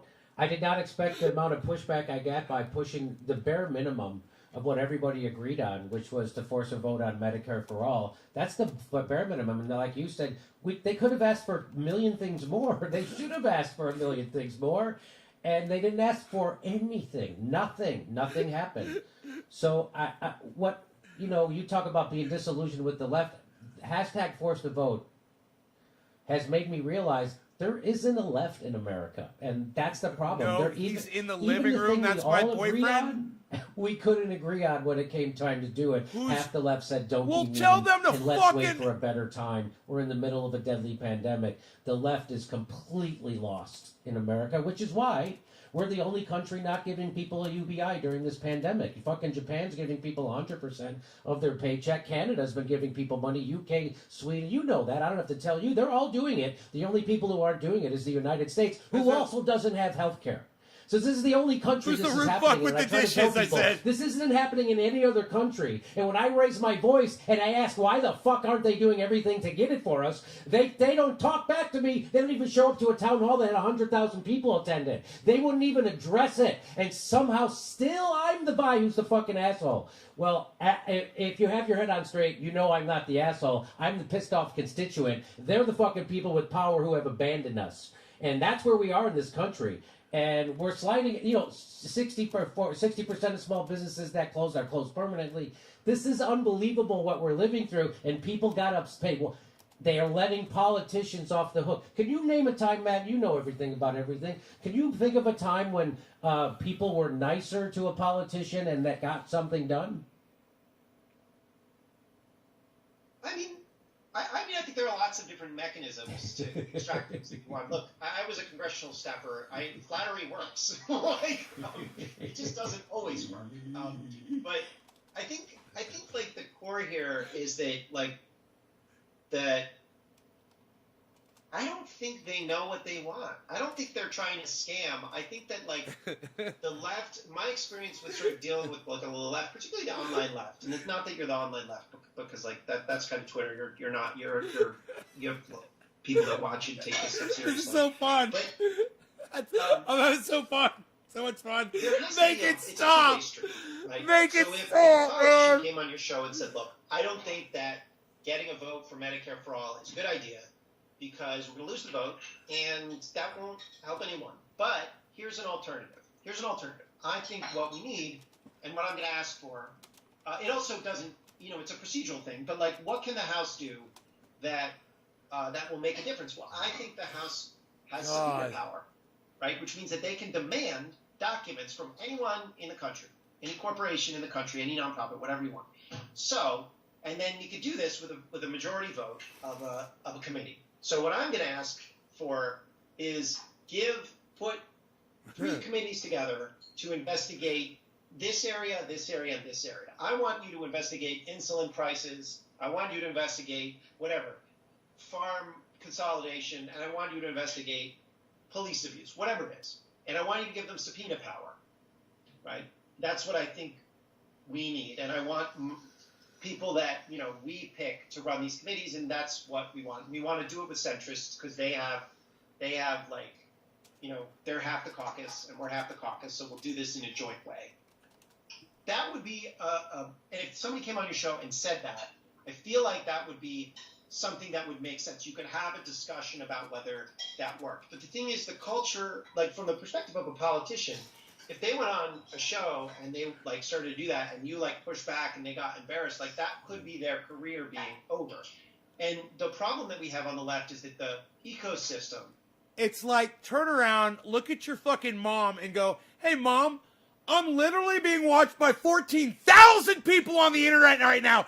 Do you think you can do the dishes in 20 minutes? You fucking stupid cunt bitch!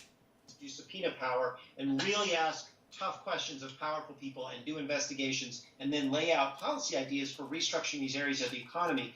I don't think that most of those people would be happy, because they haven't yet internalized the idea that this stuff matters. So part of the job is to say, we are going to figure out a real agenda here that is like a coherent agenda. You could do healthcare. You could say, I want a special subcommittee. I want a committee on healthcare. And I want to understand why all these drug prices and hospital prices are so high. And I want to lay out a bunch of ideas at the end of this Congress on bills that would actually address this. Because, the healthcare system seems to be creating a lot of private jets. And I want to stop that, right? If they, but in order to get there, you need to have a lot of the nonprofits and people in the progressive space saying, we have to get into the nitty-gritty details here of these systems. Hi, Karen. And that's, I think, that's kind of where we have to go, where we should go as a kind of political culture. I mean, just because of the pandemic. Anyway. Matt Stoller, I really appreciate you spending, again, I didn't know we were going to talk this long, but it's been Go interesting away all along, so thank you for making time, and I hope whoever has been making you dinner in the background has something nice for you to eat. Is that what's been going on? No, that's my wife. She made herself dinner. Now I'm going to go fix myself something. So. Fucking stupid fucking wife. Rodney Dangerfield joke. My wife and I, we sleep in You separate beds. couldn't wait 20 minutes. We're doing everything to keep our marriage together. I mean, how many fucking dishes do you have to move around while you're cooking something? So Matt Stoller, she's check cooking out his book, for the goddamn entire monopoly, power, and democracy. Nation. You're always welcome back. Please come back. We'll have more of these conversations. I think. I mean, Jesus Christ, you're cooking for 2 people and you had to make all that noise. Okay. All right, bye-bye. Wow. Right, over to Steph, and we'll come back. I just want to let everybody know that I did read your live chat, and I did read #ForceTheDinner. Really enjoyed that one. That was terrific. Jimmy, I wanted to point out while you and Matt were talking, actually you were saying what was the last antitrust that you could think about? Guess this. Microsoft? No. Justice Department, October 20th, 2020, sues monopolist Google for violating antitrust laws. Really? Yes. Today, this is Attorney General Barr's statement and Deputy Attorney General Rosen's remarks. He starts off with, today, millions of Americans rely on the internet and the online platforms for their daily lives. Competition in this industry is vitally important, which is why today's challenge against Google, the gatekeeper of the internet, for violating antitrust laws is a monumental case both for the Department of Justice and the American people. And I just want to let the American people know when this case will go to court. 2023. Just so you all know. Mark that on your calendar. Okay, mark it on your calendar. 2023. I wonder how many times the lawyers working on that case are going to be reassigned. Right? Or how they'll get another job somewhere else, or I mean, they real. I mean, you know what I mean? How does that how does continue? that work? How did that kind of lawsuit, I don't know. antitrust lawsuit, continue? All right. Hey, I just want to tell everybody about how I'm going to be reading these today. If just so you know, I won't read snarky comments about our guest. How about that? That's right? fair. That's I fair. will read your name, but not any kind of snark. And I'll do the best I can. And if you're saying something mean about me, I'm not going to read it. Fair enough. All right, We here love we you. go. Tunes in, drop out. I pledge allegiance to the official narrative of the United States of America. I'm right after this, and to guys. the corporate media for which it stands, one nation under thumb, divided by echo chambers with chaos and injustice for all. Amen. A Woman. Oh my I God, read tune that. in, drop out. I love that. Terry Hesticle says, how bad do you have to F up Terry Hesticles. as elite tech people to make Alex Jones seem right? Yikes. Real libertarian Jimmy! We need to unite the far left with the far right and give people freedom of speech, healthcare, and end the war. Candace Owens and Jimmy Dore? 2024? No. A normal guy. Hey, normal guy. Nay's Garden. I've defended Jimmy on Twitter all day. Steph, I sent you a DM. All right, I'll be reading that later. Not a DM. Nay's Garden. Andrew Byrne. January 6th wasn't the Sweet Dems' Andrew. 9/11. It was the Reichstag's fire. Jimmy, you have a new story that he sent you at 5:25. An update. Got it. Kumar the Guru. I'm here to rat out some of the names who were at Capitol. It was Anya, Buster, Eric, Shia, Harry, and his wife, Sharon. I'm not going to read their last names. Okay? My next one's coming up. But I did. My most next I could. chat's coming All right, AMLO. Is this the AMLO from Mexico? So is Twitter going to ban all those who went along and cheered Guaido's attempted coup in Venezuela? Right? Right. Es verdad. Sets. Sound guy, crank up the volume. Really? Imbroglio. Hey, Steph, do you and Jimmy have the scoop on what happened to Bob? What's next? What's next? What's next? Thompson? Missed that guy. I don't know. Who's Bob Thompson? I don't know who Bob Thompson is. But it's what's next. Wesley Mullins, fellow progressives, do me a favor. Tweet at Senator _Joe Manchin to let him know Hey, Dage. that you disapprove of him not supporting the 2K checks. Wesley, I love you. Veggie Bad. Since people on Twitter are now cheering for censorship, I hope it's common sense. You know, I don't like you. Censor them. I think the movie quote says it best. So this is how liberty dies, with thunderous applause. Bam. Back to JD. Oh. Okay, so you know hashtag force the vote was literally taken out of the DSA's manifesto on how to pressure politicians. That's the centerpiece of theirs. Well, here it is. A guide to pressuring young congressional representatives to support Medicare for all. And in that guide, they said, pushing a floor vote in the House not only tests the political strength of the movement to make that happen, it also sends the bill to the Senate, calling the question there. Now a Democratic Senate. A floor vote in the House will force representatives to finally reveal whether they're on the side of healthcare profiteers or on the side of the working class. This is from the DSA's own guide.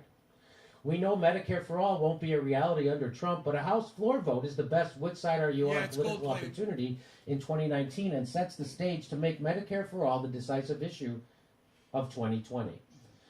So now, you know that, by the way, is there a part, there's no part, I looked into their guide on pressuring politicians, there is no part in there that says be polite.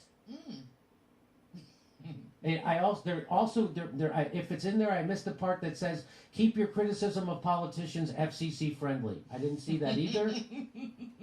And there's nothing in there that says don't yell at webcams to get health care. So none of that. So I was following their thing, and then the DSA, some of the leadership came out against me. What? And they were dragging my name through the mud on Twitter because I picked up their idea and was pushing it. And then people like The Intercept, who has a access sweetheart deal with AOC and the squad for journalism. And then people like at The Intercept's Ryan Grimm would say Jimmy Dore doesn't know how to build a coalition with the DSA or the nurse. Hey, it's not up to me to build a coalition with the fucking socialist organization that is supposed to be pushing this. I was shaming them for not pushing it. I don't give a fuck if I build a coalition with the DSA. That's not on me. I'm a fucking comedian. It's up to them to figure out how to use my platform to push for fucking policies. It's not the other way around. I don't have to sweet talk the fucking DSA leadership into following their own fucking guide.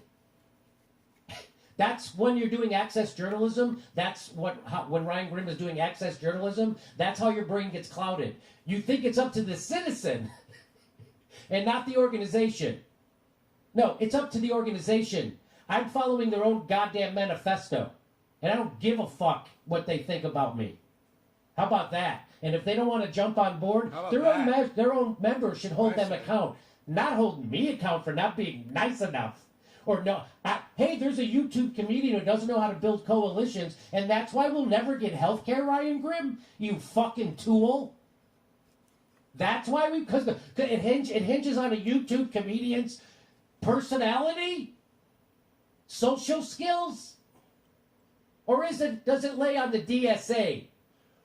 Who's supposed to be pushing healthcare, who was MIA during this whole thing. It's on them. And that's what this revealed. This revealed that I did Medicare for All better than fucking they did. And obviously I did journalism better than Ryan Grimm and The Intercept did, who gave a sweetheart softball interview to AOC so she could paper over the fact that she's abandoning her own campaign. And guys like Ryan Grimm will help them do that. And so now you know the rest of the story. My video, by the way, I'm supposed to sweet talk the DSA. You know my video, the last video I did on the DSA, got more views than they have members. Don't you think they would want to fucking work with me? Because I agree with their fucking stated policy? But no, they didn't. And let's find out why they didn't. Someone went to the DSA meeting. So Ali Alexandra she said, a DSA, what's up? A look into Monday's DSA Health Workers Collective Meeting on Force to Vote and Emergency Voting Procedures. The DSA Health Workers Collective held a meeting on January 4th to discuss the growing internal challenges surrounding DSA silence on Force to Vote. Wow. And by the way, my criticism wasn't of the DSA membership. The DSA membership is for Force to Vote. It's their leadership, just like the Democratic Party, ironically. Just like the readers of The Intercept are for it, it's the fucking journalists. So this is this woman who went there. She said, I found that most of the local DSA chapters had no issues backing Force to Vote, even if they didn't love Jimmy Dore's tone. I expected the DSA to welcome Force to Vote with open arms. But that was hardly the case on the national leadership level. It's hard to not ask myself why we continue electing politicians who, at the end of the day, still capitulate to the Democratic Party. And that's what this moment revealed. And that's what the DSA leadership was trying to hide.